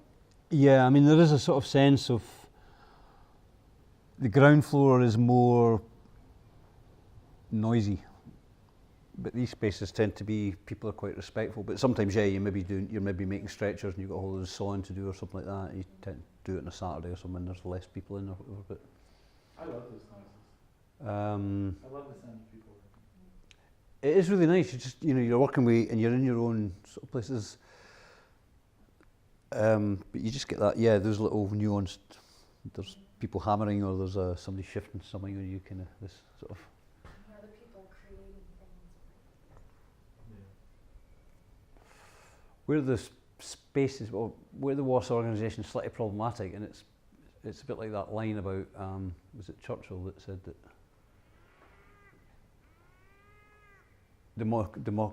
democracy is a flawed system, but it's the best system we've got. Yeah. That in this building, there's no criteria. So once you get a studio, you can have it for as long as you are around. And I probably fall more into this category now, but it's a lot of people have to work to bring in income, myself included. So you're not using your studio when I'm teaching. And then there's such, a city centre space with free car parking for £100, and Mrs.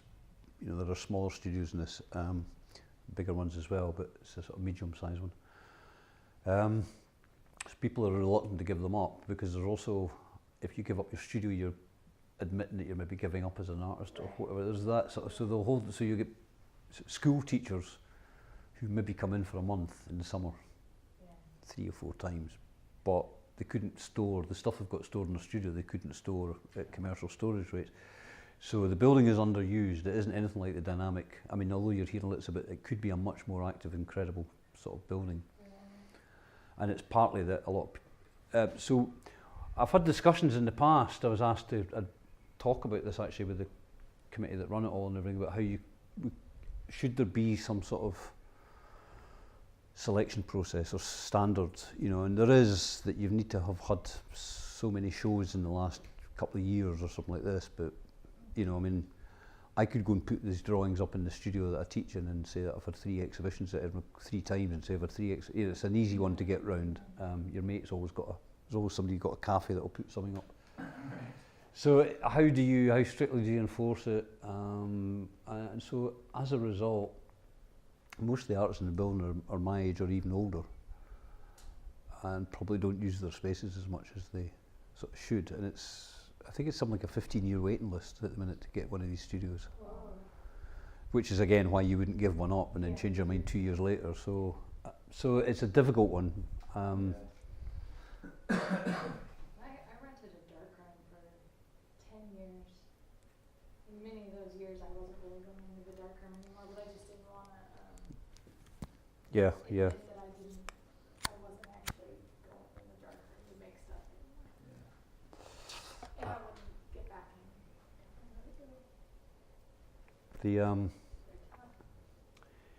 I did a really interesting series of works based in a dark room actually. Sort of, I had a dark room set up in my flat at home. My partner at the time was a photographer. Oh, really? And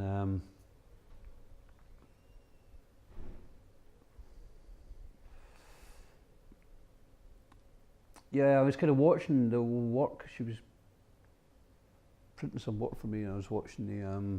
It's actually one of her little prints there. Yeah, that's a totally separate story. That piece. That's Zagreb during the war. Oh, you told that story. That's the taped up windows in case the bombs. Yeah.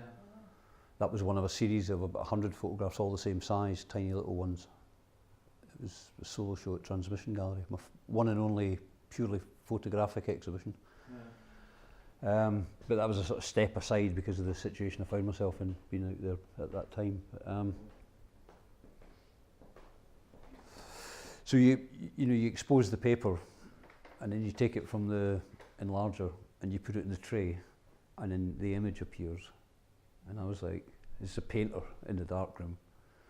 So I was like, well, wait a minute, if you actually so you expose the paper, right, and then the image is on the paper, and then in the red light you could move the bit of paper, and you could paint with the developer and let it run and the image would only come up. So we experimented, and I did a whole series of sort of gestural landscape paintings that were photographic.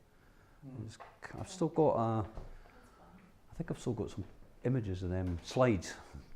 My career spans the sort of slide era and the digital area, so pretty much the first half of my career is in carousels.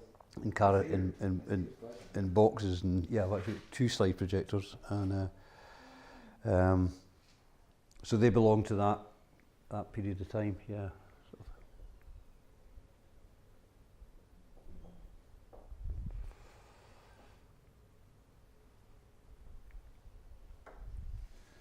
All right. So I find these nicotine breaks helpful so you can either do it all in one and get sort of fairly crap dialogue, or you can get a monologue, or you can good, and I'm actually thinking of that. put up with these cigarette breaks and get. Maybe putting you on a stool in front of this stuff. I thought he was going to say pedestal. Darn. But I thought that's what this film was all about, Dan. When do we get to do the car chase? hey, if you can come up with a piece that's commissionable, his car chase is going to completely collapse.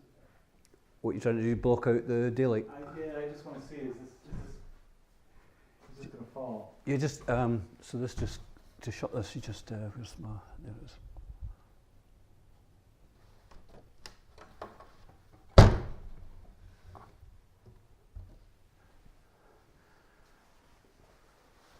Black projection cloth. Nice expensive stuff. Is that enough? Let me check. Yeah, that helps a bit. The only thing is that the quality of the light is so good when it's coming in from the... Cindy, what are you thinking? What's your view like from that perspective? I like what's going on with anything back. I've probably got some quite good digital images of some of these images. It might be better to, insert them as stills. Yeah, we can definitely do that. I think these are. Do you want me to turn the other one around as well? Yeah. So you've got another blue. Yeah, because if we find you in a good spot, and we just move the pieces, and we don't need to have you.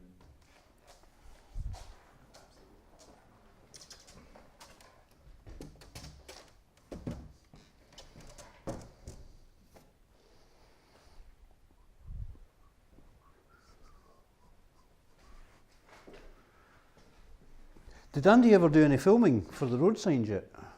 He did a little bit. He managed to send me some files. Oh, good, It was good. quite kind of him to do that. Yeah, you guys should hook up at something. I'd love to go out there. That would be amazing. A beautiful place, yeah. Do you get out there much? Used to go to North Uist quite a lot. It's the first Outer Hebridean island I ever went to. But more recently it's been Lewis and Harris that I've gone to. I can Right. move these guys for I'm just going to put this back. you. Um, The lights, just do that. The one thing is using the lower the top and down, Right. like down. Yeah, I'm going to switch to that. It's a combination of two things. It was fluorescent. I can turn those off, but I don't know how much light we'll have in here. No. I actually I like the combined look. It's a bit of a challenge to have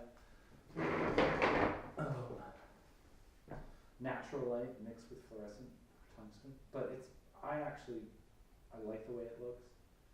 My main consideration is actually just the reflection on the glass, but maybe I won't worry about that. Just have you just maybe buy this piece here. In this chair or yeah? Yeah, or a stool, whatever feels better for you. This one. Yeah. Sit back and ponder chair. It's Yeah. always over there and the work's always there.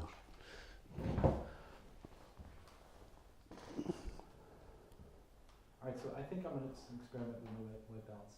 So just give me a moment. Let's see if I can.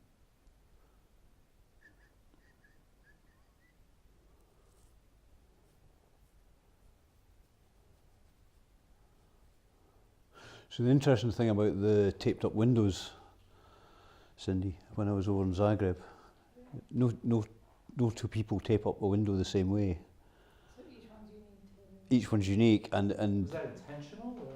no, but just you get something of the character of, there's some people who would put the tape in the window and they'd obviously got a spirit level and they were like that drawing sort of Oh, thing. wow. Other ones were just sort of, kind of. Kind of study on people. Yeah, and it was kind of bizarre because the Balkan War was going on. The front line was only 20 miles from Zagreb, but it wasn't in Zagreb. But Zagreb was heavily militarised at the time. But so it just looked like a normal city going about its business. And then the only two sort of visual things were all the like cellar windows and things all had sandbags to protect them, and every window was taped up, to stop the glass sort of flying in. And you printed 100? There was 100 of that size, and then there was some other ones of the sandbags. The museum building has got these low basement windows.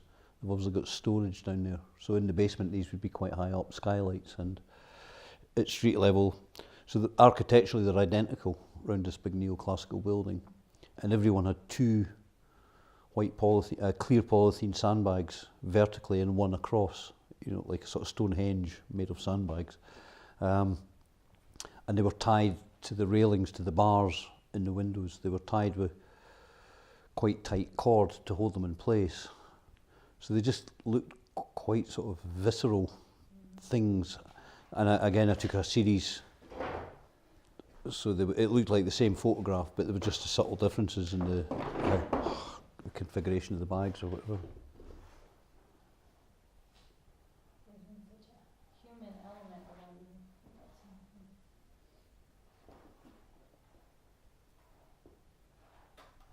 I told you about the bomb dropping. You did. When you were in the bar, Yeah.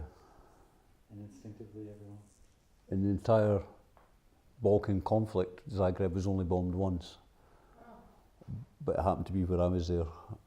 And it happened to land about 100 yards from us. Just one bomb. Yeah, a couple I think. I think it was just the one, yeah. We were basically sitting drinking all day and they would fly airplanes into the space. They did this 4 or 5 times a day, every day, and that basically the sirens went off, the air defence structure, everybody had to go to where there was a basement. Basically terrorism. Yeah, there was it was a yellow square with an arrow painted in the street, and that was the nearest basement. So when the air had siren, you just went into the pub and went down into the cellar or wherever it was, a house, you know. And this just stopped industry, stopped commerce, just disrupted, and was a degree of psychological warfare. So I was with a bunch of artists, we were all sitting drinking outside at a cafe. And I think the first 2 times we went into the basement, and then the 3rd time we thought, oh, fuck it, you know.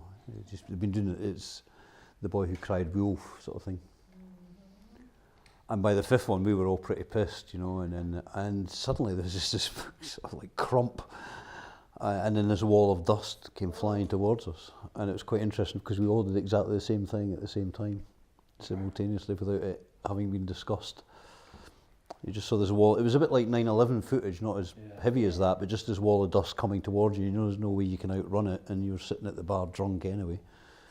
And everyone else, at exactly the same point, just did that and put her hand on top of her drink to protect the beer, and then a few gestures and carried on drinking.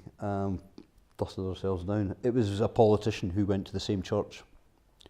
Did they get him? They missed by about 100 yards, and it's a pinpoint accuracy. If they'd got him, it would have been 200 yards from us rather than 100. But it was an assassination rather than a sort of bombing as such, but yeah. So do you want me to sit here like this, Actually, facing? I'm gonna Move me there. Just go just in front of that middle drawing. Is that right, Cindy? And then actually come a little bit closer. That's it. There. Yeah, that's better.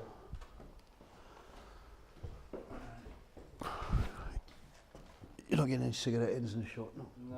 In case my mum ever sees us. She kind of does, but she pretends she doesn't. My girlfriend's the same way. My girlfriend's a doctor too, so.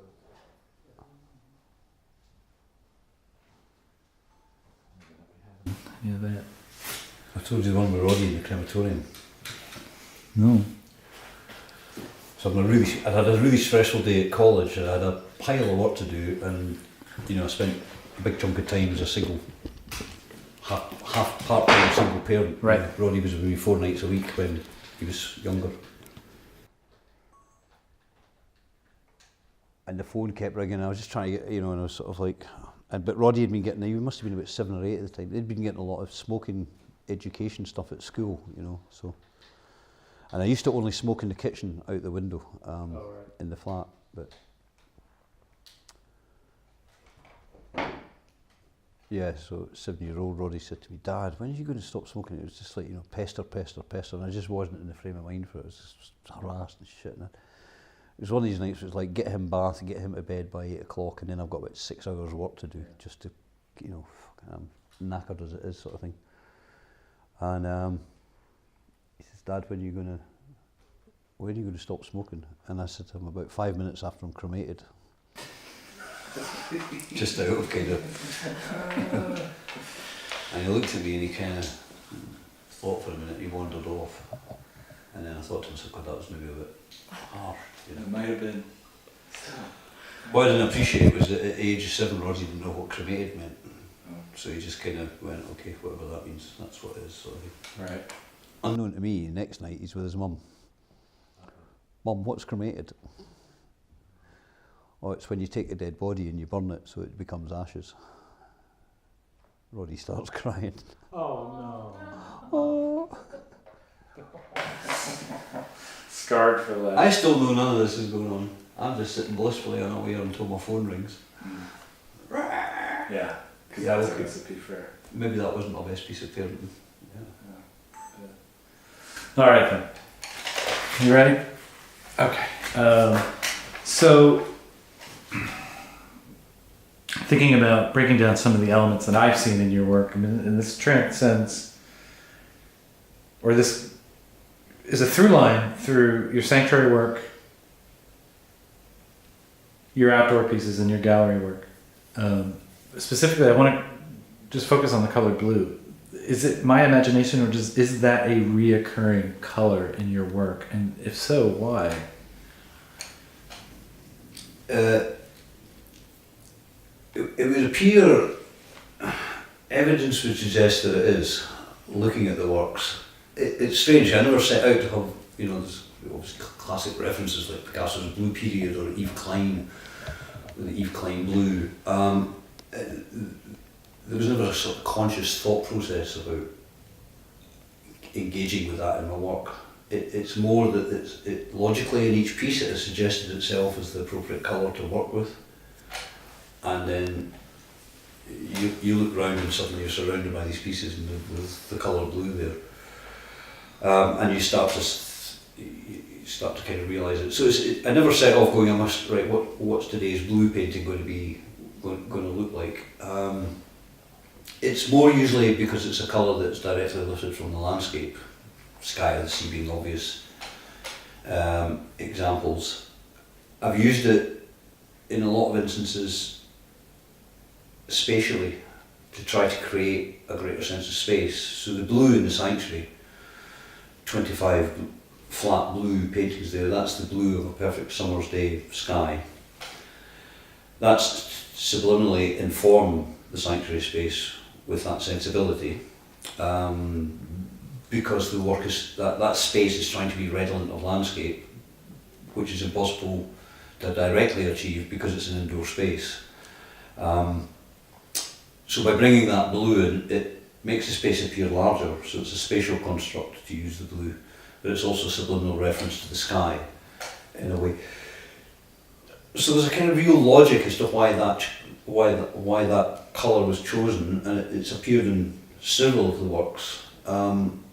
In one work, 2 paintings about distance, a flat slab of blue, again the same blue, the blue of perfect summer sort of sky, is there to create a sense of distance, and that works as a counterpoint to the other drawing. It's a 2-drawing, one work, but it's comprised of 2 identical sized drawings.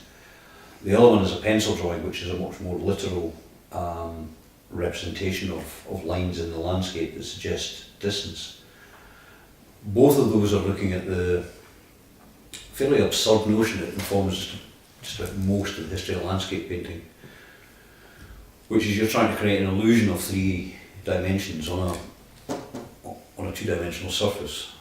So that sense of, if you look at the Hay, you can almost walk into it and wade across that stream, and that's an illusion. It's a 2-dimensional surface.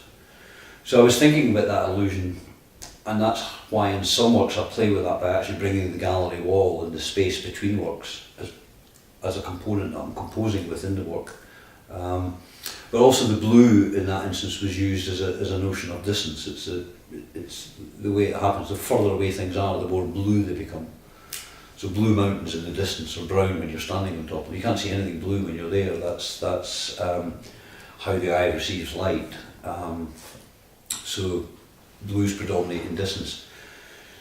So that sense of creating space, of distance when you're in the landscape, is to me associated with that colour of blue, and then bringing that experiential element from the landscape into the work, it helps create a paradox where you're quite obviously painting a flat surface on a flat two-dimensional surface, but the colour itself is redolent of distance, so you create a sense of space in the drawing, or in a spatial sense, like in the sanctuary at the Royal Infirmary, the blue panels again are to subliminally bring that aspect of the landscape into the space and also make the space appear larger than it actually is.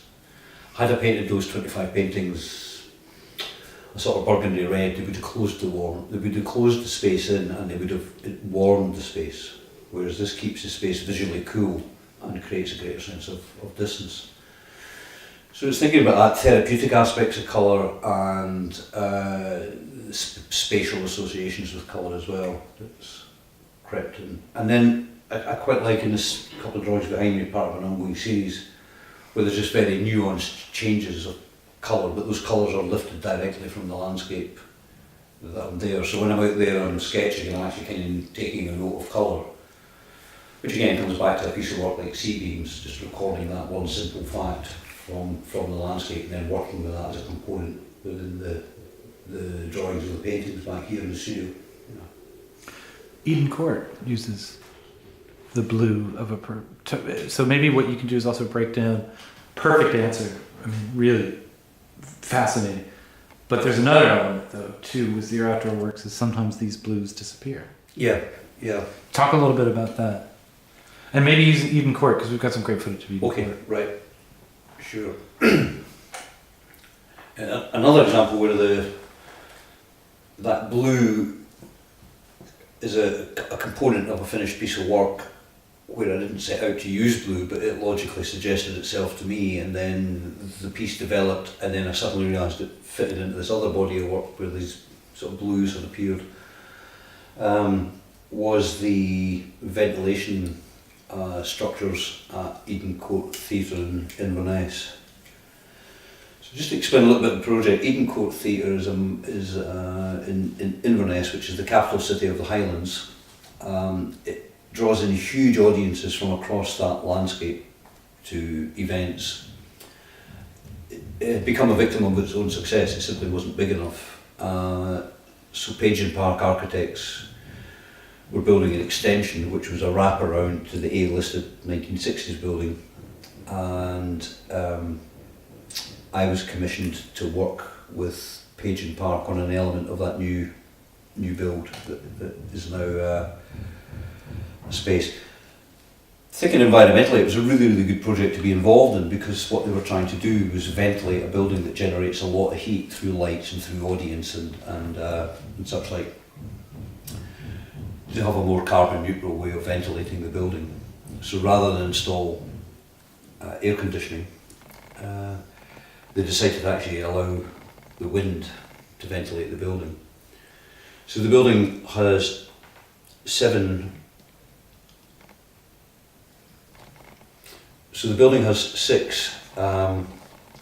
ventilation towers, which were square section, 7 metres on top of an already 3-storey building, so they're quite high. The reason they're 7 metres was worked out with the engineers, that they needed to be that height to get the air current going through them. So they're grilled at the top, the air current comes through them and it pulls the hot air out of the building.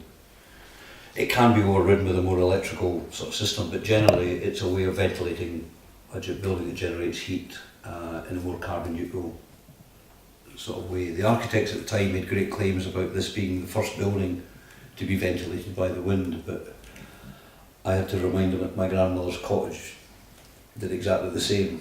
You opened the window in the summer and you closed it in the winter. But yeah, essentially these structures. So there was a set of parameters that I was working with, the location of where they were on the roof and on the building, their alignment with each other, their shape and their structure. They were looking for sculptural works to engage with these, because they didn't want these 7 sort of towers sticking out the top of the building. They wanted a way of making this a more aesthetic situation. And I very quickly arrived at the idea that the purpose behind these towers, the function of the towers was admirable, and therefore I shouldn't do anything that detracted from that, but should actually draw attention to the function of the building. So the sort of form function thing kicked in with this work. And wind's quite an interesting ethereal subject matter to work with, because you can't actually see it. It's invisible, you can only see its effects. And one of those effects is it's what moves the clouds across the sky. Given that these are on top of a high building and they're quite high structures, the audience are looking at these with the sky beyond. So I decided to sort of incorporate the sky into the works. It was a very logical series of events that kind of happened. The first one was, I need some form of reflective panel that will, when you look at them, you'll see the clouds, but you'll see the clouds differently from the ones beyond.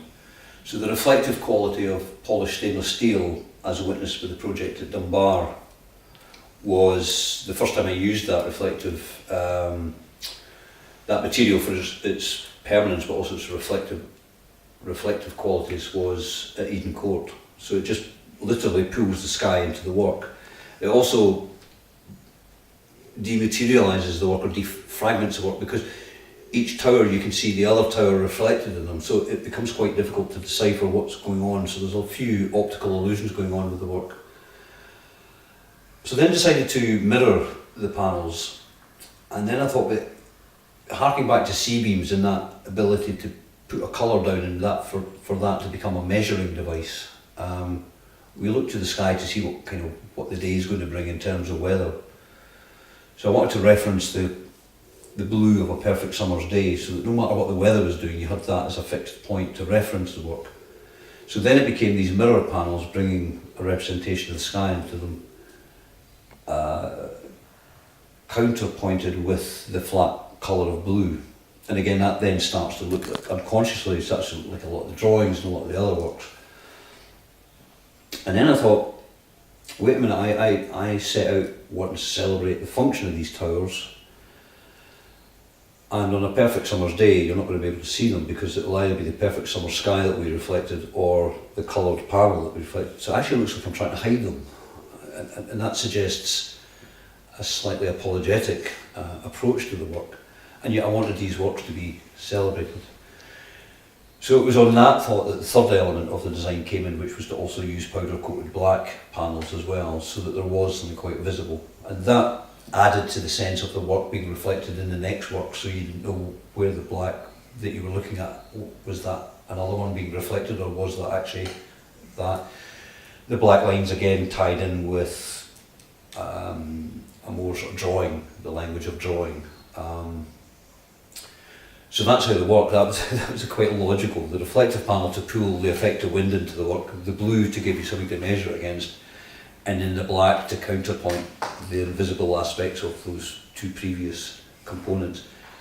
And then I started composing with those three elements for each of the wind turbines. I actually had little maquettes made and had reflective paper and blue paper and black paper.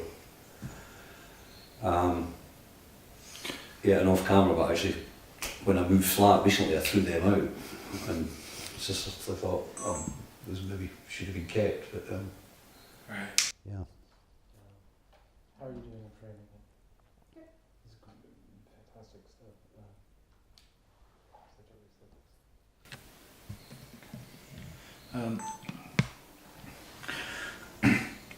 The blue of a perfect summer day, is there a Pantone number for that? Where do you look for the blue of a perfect summer day in the materials? I mean, I'm serious. Is there an actual Pantone? there probably is a Pantone. If you showed me, if I went through the Pantone book, I could probably point to it almost instinctively. But again, if you next time you find yourself on a perfect summer's day, if you look towards the horizon, it will be a lot lighter than if you look overhead.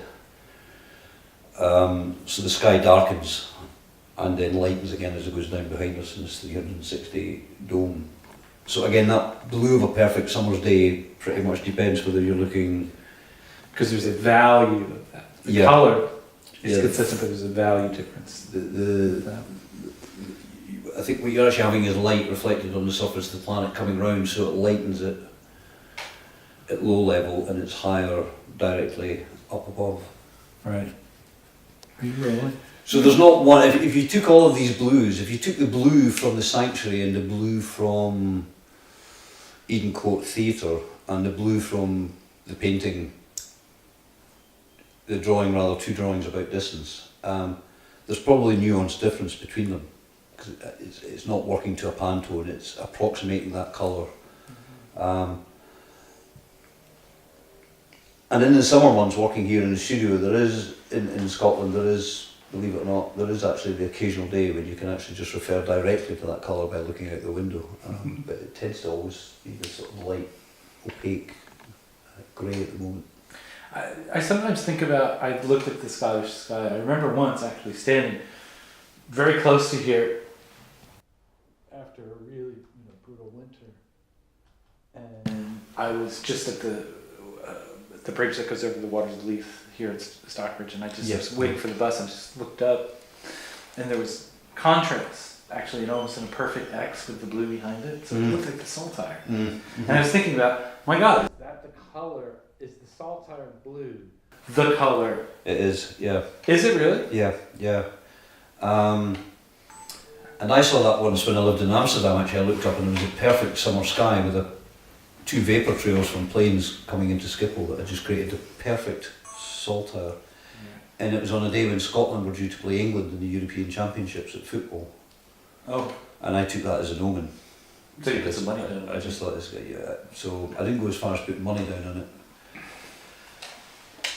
So that made it even harder to bear when I traipsed out the pub in my kilt at full time and watched my team get beat 2-0, thinking, so I wonder what that was an omen for. Right. It certainly wasn't for the match, but yeah. Let me s- Okay. We'll hold on a second. So one thing I found out about this particular version of the Sony camera, it actually overheats. Oh, really? Yeah. It's weird. So it actually has just overheated. But it doesn't damage anything. It's just, it automatically knows to shut itself off.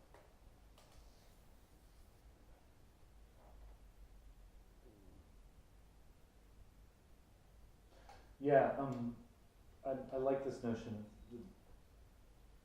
because you've said it before, and it's something that often, not very often, but often enough that in listening to the interviews that I did with you back in October, that you do refer to the blue of perfect summer day. It's also an aspirational thing.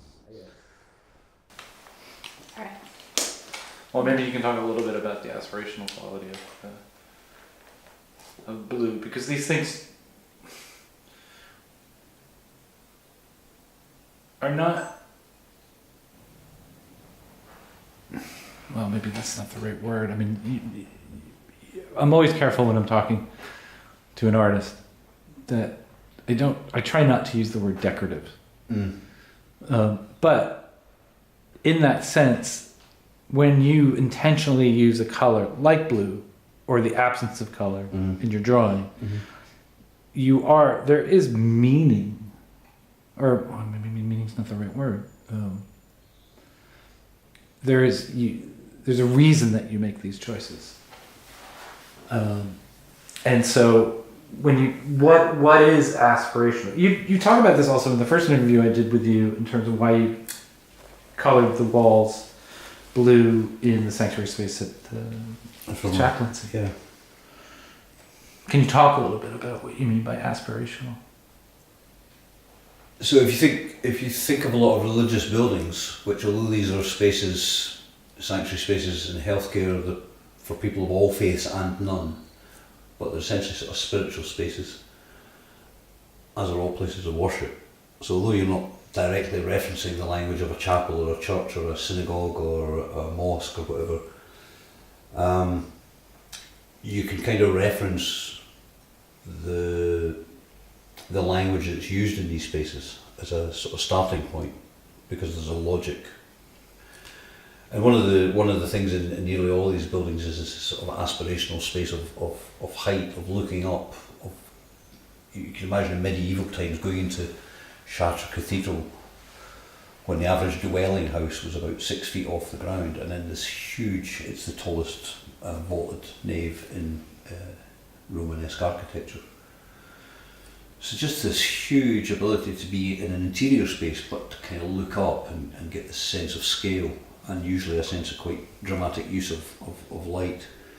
So whether that's the dome of a mosque or whether it's the elevated sort of structure of the building itself and cathedrals and in churches. And then what I'm dealing with in these healthcare sanctuary type situations is usually a fixed space that I have to adapt or to work with. So I don't have the option of having a sort of huge tower projecting out through the top of the hospital. I have to stay with the 3 metre high ceiling or whatever the fixed level is. So there's other sort of things that I've resorted to then try to achieve that sense of scale, that sense of depth of space, and one of them is quite obviously that use of the blue as a sort of as a way of creating distance in the space. And in the sanctuary space at the university, the blue was actually directly painted on one of the inset panels, which is quite a long sort of column of blue. So again, it pulls your eye up so that you're kind of looking up. So there's something actually affected in our physiology by the act of looking up. But partly we're receiving more light. But if you think of someone who's dejected, their head is down, and someone who's elated, their head's up. Just look at a football player who scores, a soccer player who scores an own goal, and one who scores a goal. You know, that's where the head goes up, the head goes. So psychologically, try to lift the head as part of the sort of construct of the space, not in an overstated way. But also, you know, we look at our window every morning and wonder what the weather's going to do to us, and we are psychologically happier when the sunnier it is, the better the weather. So the blue of a perfect summer's day, when you pull the curtains in the morning and see that, you immediately feel better than you do if it's gloomy. So again, that psychological aspect of the colour and the aspirational aspect of blue, I guess, is that that's the kind of blue you want to pull the curtains to every kind of morning. Unless you live in someplace like Los Angeles where that is the colour you get every morning, and you probably want a bit of sort of... I remember working in Greece for 3 months when I was a student and coming back and getting off the bus, took the bus back, because that's what you did in those days, and it was actually in Belgium when I saw my first rain for 3 months, and just didn't go into the cafe, just stood outside and enjoyed the cold, the wet, and the familiar sort of greyness of the clouds. But generally in where the sanctuaries I've designed and developed have been in Scotland, so it's a definite aspirational colour here, both in terms of the space, but just in it's psychologically uplifting. In any of your works, have you ever reversed this principle? This notion, though, that, you know, a lot of your works that I can think of, I will say that C cubes is different, though, but there's a utility for that difference. So leave that for a moment, because there's this reflective notion. You don't necessarily have to look up to see the sky. But almost, well, I mean, a lot of your works, at least, let's say the outdoor works, you are encouraging the participant to look up. Have you ever reversed that? Have you ever done work to encourage just the opposite? I was about to say no, and then a piece of work did come back to me. It's a long time ago now, but there was a landscape exhibition. I would need to refer to my sort of biography to remember the title of the show. But it was a landscape exhibition. It was commissioned by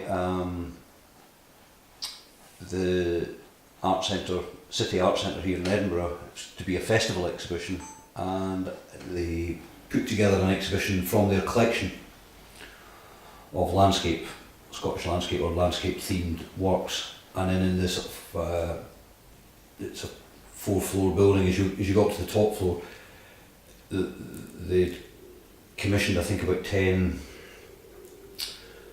kind contemporary artist to work with the theme of Scottish landscape, and given that that's what my practice is all about, principally I was asked to take part in this exhibition. And seeing the romanticism on display in a lot of the works from the collection, but also most of the landscapes were very uplifting. They were colourful, they were celebratory, they were, think of the Scottish colours with the beautiful blue, white sanded landscapes in the Inner Hebridean Islands. There were a few of those in the exhibition. And when you live in Scotland, you kind of value, back to the sort of aspirational thing of the blue, you kind of value those days when you get a blue sky, a perfect summer's day, because they're few and far between, and they're actually becoming further apart and fewer because there's more precipitation up there because of climate change. And Edinburgh always looks at its best. In the festival, the sun's shining, there's lots of, there's a lot going on because the festival is a very celebratory feel to the city at that sort of time of night.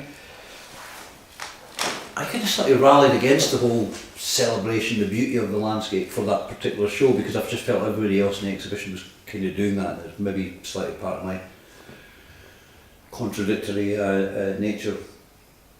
So the piece I developed for that exhibition was a large grey rectangle painted directly on the wall, and then hung on top of that in a grid pattern was a series of grey panels which had slightly more activity than just a flat grey.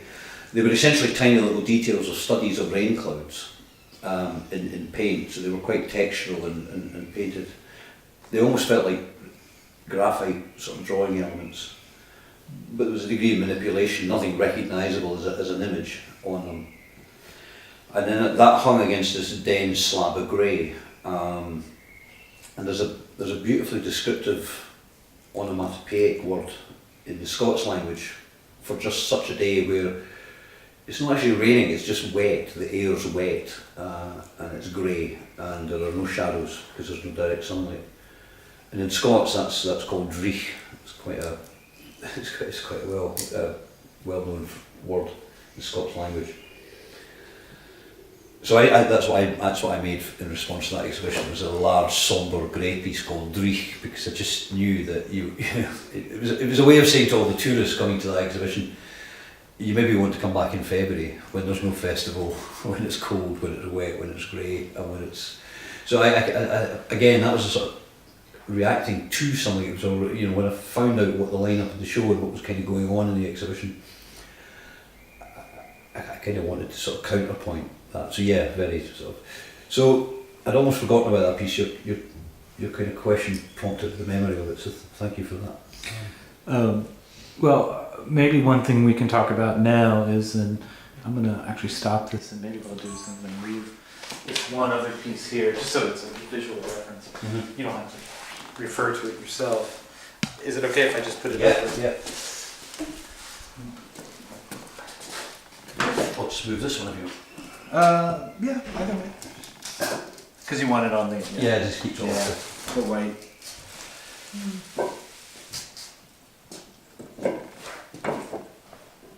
Do you build your frame? Hmm? Do you build these white frames? No, I've got a framer guy. Yeah. Well, he's over in Fife. He was at art school with me. Good friend of mine, Pete, and He frames all sorts of horrible shit over there with little tourist shop in Fife, Right. wedding photos mostly and that type of thing. But when he does he's a mate as well, so he does a really great job on them. So. All right, we'll put you there, and then we'll probably finish up with this line today. Actually, a little bit closer to the wall would be good. How do you feel about this framing? I'm good.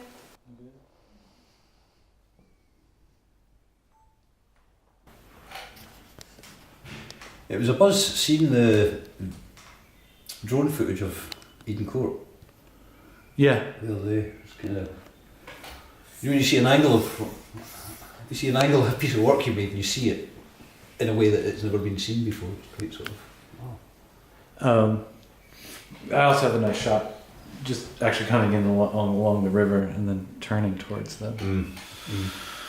The woman that we met with there, I can't remember her name, but she's the operations manager. She quite likes them as well, because when she walks to work, they're the first thing that she sees of the when she's getting of to the the building. destination. Yeah. Yeah, and she loves her job. Good. Yeah. She's got a great job. I mean, Eden Court is really kind of an. I mean, you talked about it, I think, which is great. We don't need to talk about it anymore, but it's really kind of a remarkable organization. Mm-hmm. Yeah, and they struggle with their funding, whether it's Creative Scotland cut their budgets for things, and the council seems to never be fully 100% supportive of Eden Court, at least according to her. So they have to actually rely a fair amount on concessions. Yeah, yeah. That's not unique to Eden Court. No, with all funding of The the arts. I mean, Britain's gone sports mad. You look at the money they've taken from the arts, because it's it's sports and education, so it's one department. Right. So they get out of that an allocation, and more and more and more is going to sport. Which is ironic and frustrating when you think about there's so much oligarchy money that's laundered through British sport. Why do they need to take taxpayer money? yeah. Yeah, it's a thing. I think recently Am I getting there? somebody had the budget cut by Sport Scotland, and this was somebody who has a remarkability of skiing and shooting. I think it's some Winter Olympic sport or something. And Biathlon. whatever, yeah. Well, the other thing is that art's always called elitism. What is fucking sport other than saying I'm the fastest runner, I'm the best? It's totally elitist. I can't get a game of football for Scotland because I'm not good enough. Yes, sir. That's total elitism. Right. I should get a shot like everywhere else. I'd be crap, but it's sort of. Everyone gets a chance. So it's a sort of but try putting on an exhibition of really good art that's got it's just, of course it's yeah, but anyway, this person has been interviewed on the radio, and they've had £30,000 a year for 3 years to support them in their ability to ski and shoot. They're not exactly in demand sort of life Right. sciences. I don't And they're never know. going to be that I good. don't know a single artist in Britain that's had taxpayer subsidy to the tune of £30,000 for 3 years. I mean, can you imagine the sort of space and time that would buy you to develop a really substantial body of work? Which I would argue more to the sort of, no matter what artist got that kind of gig, would add more to the knocking 2 seconds off your ability to ski across a hillside. Right. For God's sake, I can believe the level of subsidy these people are getting. And again, it's not about saying they shouldn't, but it is. Yeah. Right. The art side of the thing is just it's and it is an area of human life where free market forces just cannot be allowed to dictate and reign how culture is created and served and how audiences engage with it. So yeah. You fancy taking up skiing and shooting? I did take up skiing. It was pointless through my life. There was a ski club at the school, at high school. There was a ski club at high school, and quite a few of the cute girls joined the ski club. So I joined the ski club. That makes sense. And the trouble is, so basically we spent 3 weeks attending the ski club where We learned to walk sideways wearing skis on grass. Scotland. In Scotland, so but it's actually quite tricky not to get the skis crossed over. It's just these huge extensions, 4.5. So you kind of anyway, after 3 weeks of walking sideways, we kind of mastered this life skill. And then off we went in the minibus to a private school nearby, 15 miles drive away, Glen Amond Private School, who'd kindly allowed us one evening's use of their artificial ski slopes, about 100 metres. And so we put our sidewalking to good use to kind of walk sideways up the side of the slope, and I was second, and the guy in front of me, and it was the first time we'd been on anything slippy wearing skis other than flat sort of grass, and he went and he flipped over, and I could still hear the noise, and he broke his leg. And we had to go back down and take our skis off and get in the minibus and drive him to the hospital. He was in quite a bit of pain. And I think it was at that point I thought, I think I've just finished my skiing career. I think that's it. So I resigned from the skiing club. Never ever skied on snow. That was the only. I can walk sideways. Right. Or 50 years ago or 45 years ago I was able to walk sideways on skis. Probably need a refresher course, but yeah. All right. Going all the way back to, because your first public commission was the piece in Perth, right? At the waterfront park. It's actually second. That's the second Yeah. one. Okay. That piece has very prominently, it does have text, Yeah. but it also has these, I guess you would call them, I don't know what you would call them, but I would call them slabs of black rectangles. Yeah. These are also reoccur, mostly that I've seen, not having an exhaustive view of all the work that you've ever done, but I've seen it in that piece, also in your drawing work, or your flat artwork, because that is drawn, right? The ones right there. Yeah, that's a pencil drawing. Yeah. Those are pencil drawings. So that's actually not just a piece of black tape, or that's something that you No, actually that's, spent time. Yeah, and then the book behind you is a pencil drawing as well, because that's a pencil. Okay. I think it's been sprayed with lacquer afterwards, but yeah, so that's just intensely sort of building up a reflective graphite sort of surface. Yeah, you can see the pencil marks if you look closely at that. Right. Can you talk a little bit about that? Is that a theme? Is that something? Am I accurate to say that? This is something that is a through line through Donald Vercote's work. And if so, well, if not, then we can just move on to the next question. But if it is, maybe you can talk a little bit about that. Yeah, so as well as the use of blue in that sort of spatial sense, that also ties into, although it is usually blues or greys that I would use, colours that are redolent of distance in the landscape, is this idea of colour field painting, and again that goes back to looking at a lot of artists such as Ellsworth Kelly and just that flat colour, and the psychological space that those flat colour planes can take you to.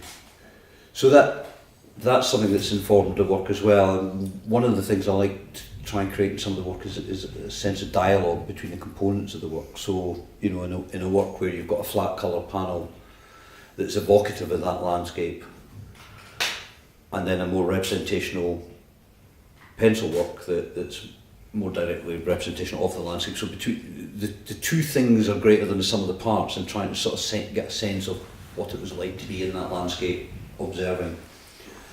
And sometimes that flat colour is less derived from the landscape, and it's more just it can be quite a dark colour field to create a sort of dialogue between that. In some of the works it can almost stand for negativity, for oblivion, for nothing. So there's possibly a slightly tortured climate change metaphor in there, but that's not the principal sort of focus. There's also just something incredible about that dense black that you can achieve, either materialistically, as I've used it in some works with polished black granite, or the black panels at Eden Court, which are powder coated, or simply in a work like this one where it is just intensely sort of scribbling with a tiny propelling pencil and building up that kind of layer of graphite, which I then sometimes polish as well. So there's been a series of works where I've actually polished graphite over photographic works. So they're essentially black works. If you look incredibly closely, you can just make out something of an image. So I guess that's sort of staring into the abyss. In the piece in Perth, the black was there for a couple of reasons. One is purely aesthetic. The sandstone that I used for that piece is the sandstone that's used on the frontages of the buildings on Tay Street on the other side of the river. So there's a kind of triangulation between the work and what's happening over there. So that dictated that I used that particular blonde sandstone. And a lot of it is aesthetic. There's just something about that black next to the sandstone that's, to my mind anyway, and to my eye, absolutely exquisite. So the minute I had that sandstone as a material, I thought, wow, when you put this black next to it, it really creates this fantastic dialogue. And they do create these sort of negative spaces. So there's 5 of them on either side. They're aligned, so they look like they go right through the sandstone. They're actually inlays. The top one on one side, the bottom one on the other side has a line of text, and that almost suggests that there are vacant spaces for you to project your own text. So that piece is called Thoughtstone, which it's a piece that's there to engender thought about what it is you're actually looking at. And in many ways it's bouncing back to the viewer exactly what they're doing, because the 2 words are behold and consider, which is a 2-word way of summing up the entire act of looking at art. Every piece of art, you look at it and you think about it. So to behold and consider. So the piece is really reflecting back to the viewer exactly what they're doing with the text. Also, when you're on that site and you pick up on visual references and clues, and there are things that suggest they should be a component of the work. So one of the ones is the reflective quality of the black granite. So you can get views looking into that black granite where you actually get the river reflected, because it's almost a mirrored surface. So in that way it echoes the stainless steel to bring the reflective, the surrounding landscape into the work. But in a more sort of pragmatic way as well, on the bridges, Perth has been subject to flooding because it's the biggest river system in Britain. It carries more water than I think the 5 biggest rivers in England. Because of the speed of flow, its depth, and Perth periodically has flooded in the past, and they've actually got markers on the bridge which are just black markers that mark with dates that mark previous floods. So that language of these black horizontal lines is already there on the site, and I kind of pulled them into the work, so there's a kind of echo, just as the sandstone echoes the buildings across the way. So again, back to what we've spoken about before, understanding a site, getting to know a site. So not going there with a preconceived idea, but being on site, looking over and seeing the sandstone and seeing these, they became elements to start thinking that I could maybe compose with. So they already tie in with things that are in the aspects of the landscape or the site for the work. But also when you create these flat areas, they work more, they kind of feed off and bounce off with the more representational aspect of it as well. So, in a drawing where there's a representational aspect and a flat colour, the representational aspect, although it's a fairly accomplished finished drawing, I would never ever be comfortable exhibiting that as a body of work, or exhibiting just the flat colours as a body of work. It's the dialogue between the two that, for me, that becomes quite important. Can I interrupt you there? I've just turned off the, I'm on. Okay. Because I just have to let this cool off, but I don't Yeah. want to wait for that. If we've got one who can remotely fine. I noticed in the gallery work too that you do, often you're doing, so let me step back a little bit. Well, that you do have the combination of these color field elements, and then you have actually finely intricate drawings in some of these. And you go to art school in drawing and illustration, Drawing or and painting. drawing and painting, Yeah. and you're quite an accomplished renderer. I mean, you have that one example, I believe it's a thistle of the book. Oh yeah, Retrospective drawing, yeah. retrospective. Yeah, that was my application portfolio for art school. Right. That was a school drawing. Yeah. So even before you get to your formal art school training, you've obviously become quite adept at rendering things. That's a combination of skill and talent, but you know you draw very well and effectively representational. Is there an element though of some of these gallery pieces though that both in the level of detail and representation is still in the drawings that you're doing, but they're become abstractions to a degree, and are you in a way also challenging that own ability or notion of the artist as being just the renderer by also pairing them with a color field? Is there a dialogue with your own identity or history as an artist that's possibly that you're incorporating into these, particularly these still works? There probably is, and it's probably a very literal resolution to. I absolutely love representational art, and I also love abstract art. If I had a choice, I'd probably go and see abstract exhibitions more than I would go and see representational exhibitions.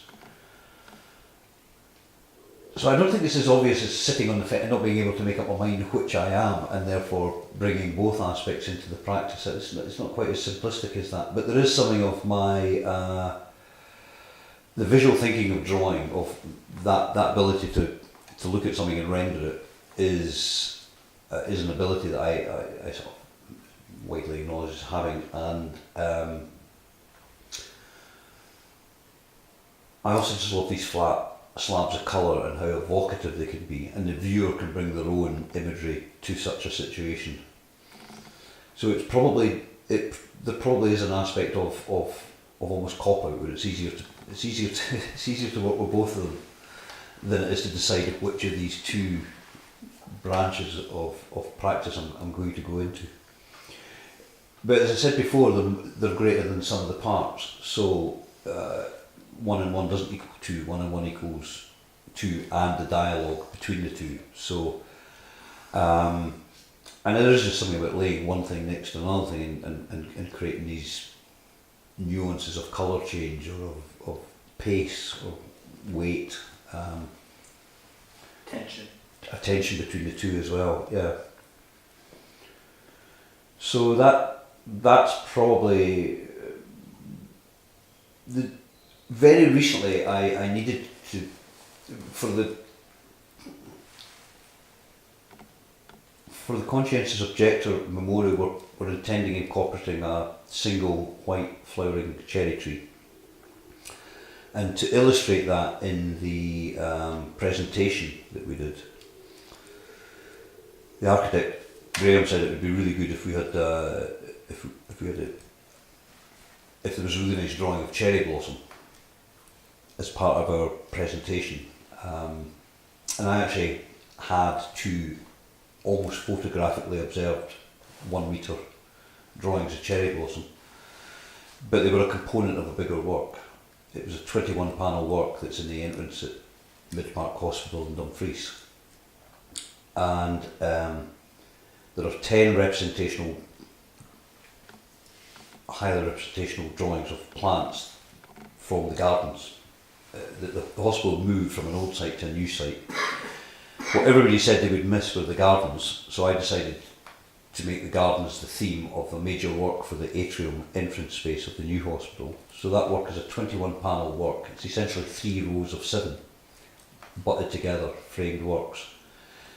10 of them are pencil drawings, 11 of them are flat colours. And it's one work.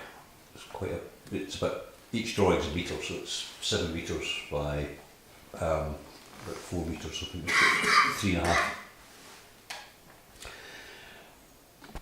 And again, there's a dialogue between the flat colour, each of which is derived from the garden, and this highly observed drawings, which are grey. So essentially you walk into this grey and colour abstract piece, then you realise that there's a bit of modulation going on in the grey panels, and as you look at them you suddenly realise they're photorealism in pencil, and then they're incredibly detailed. And that's partly because it's a psychiatric hospital. If you look at the work of a lot of psychiatric patients, they're obsessively detailed. So I wanted a work that had impact in that space, but also had that detail. So there's a lot to look at in the work if you're a patient in the hospital, you're spending a lot of time there. So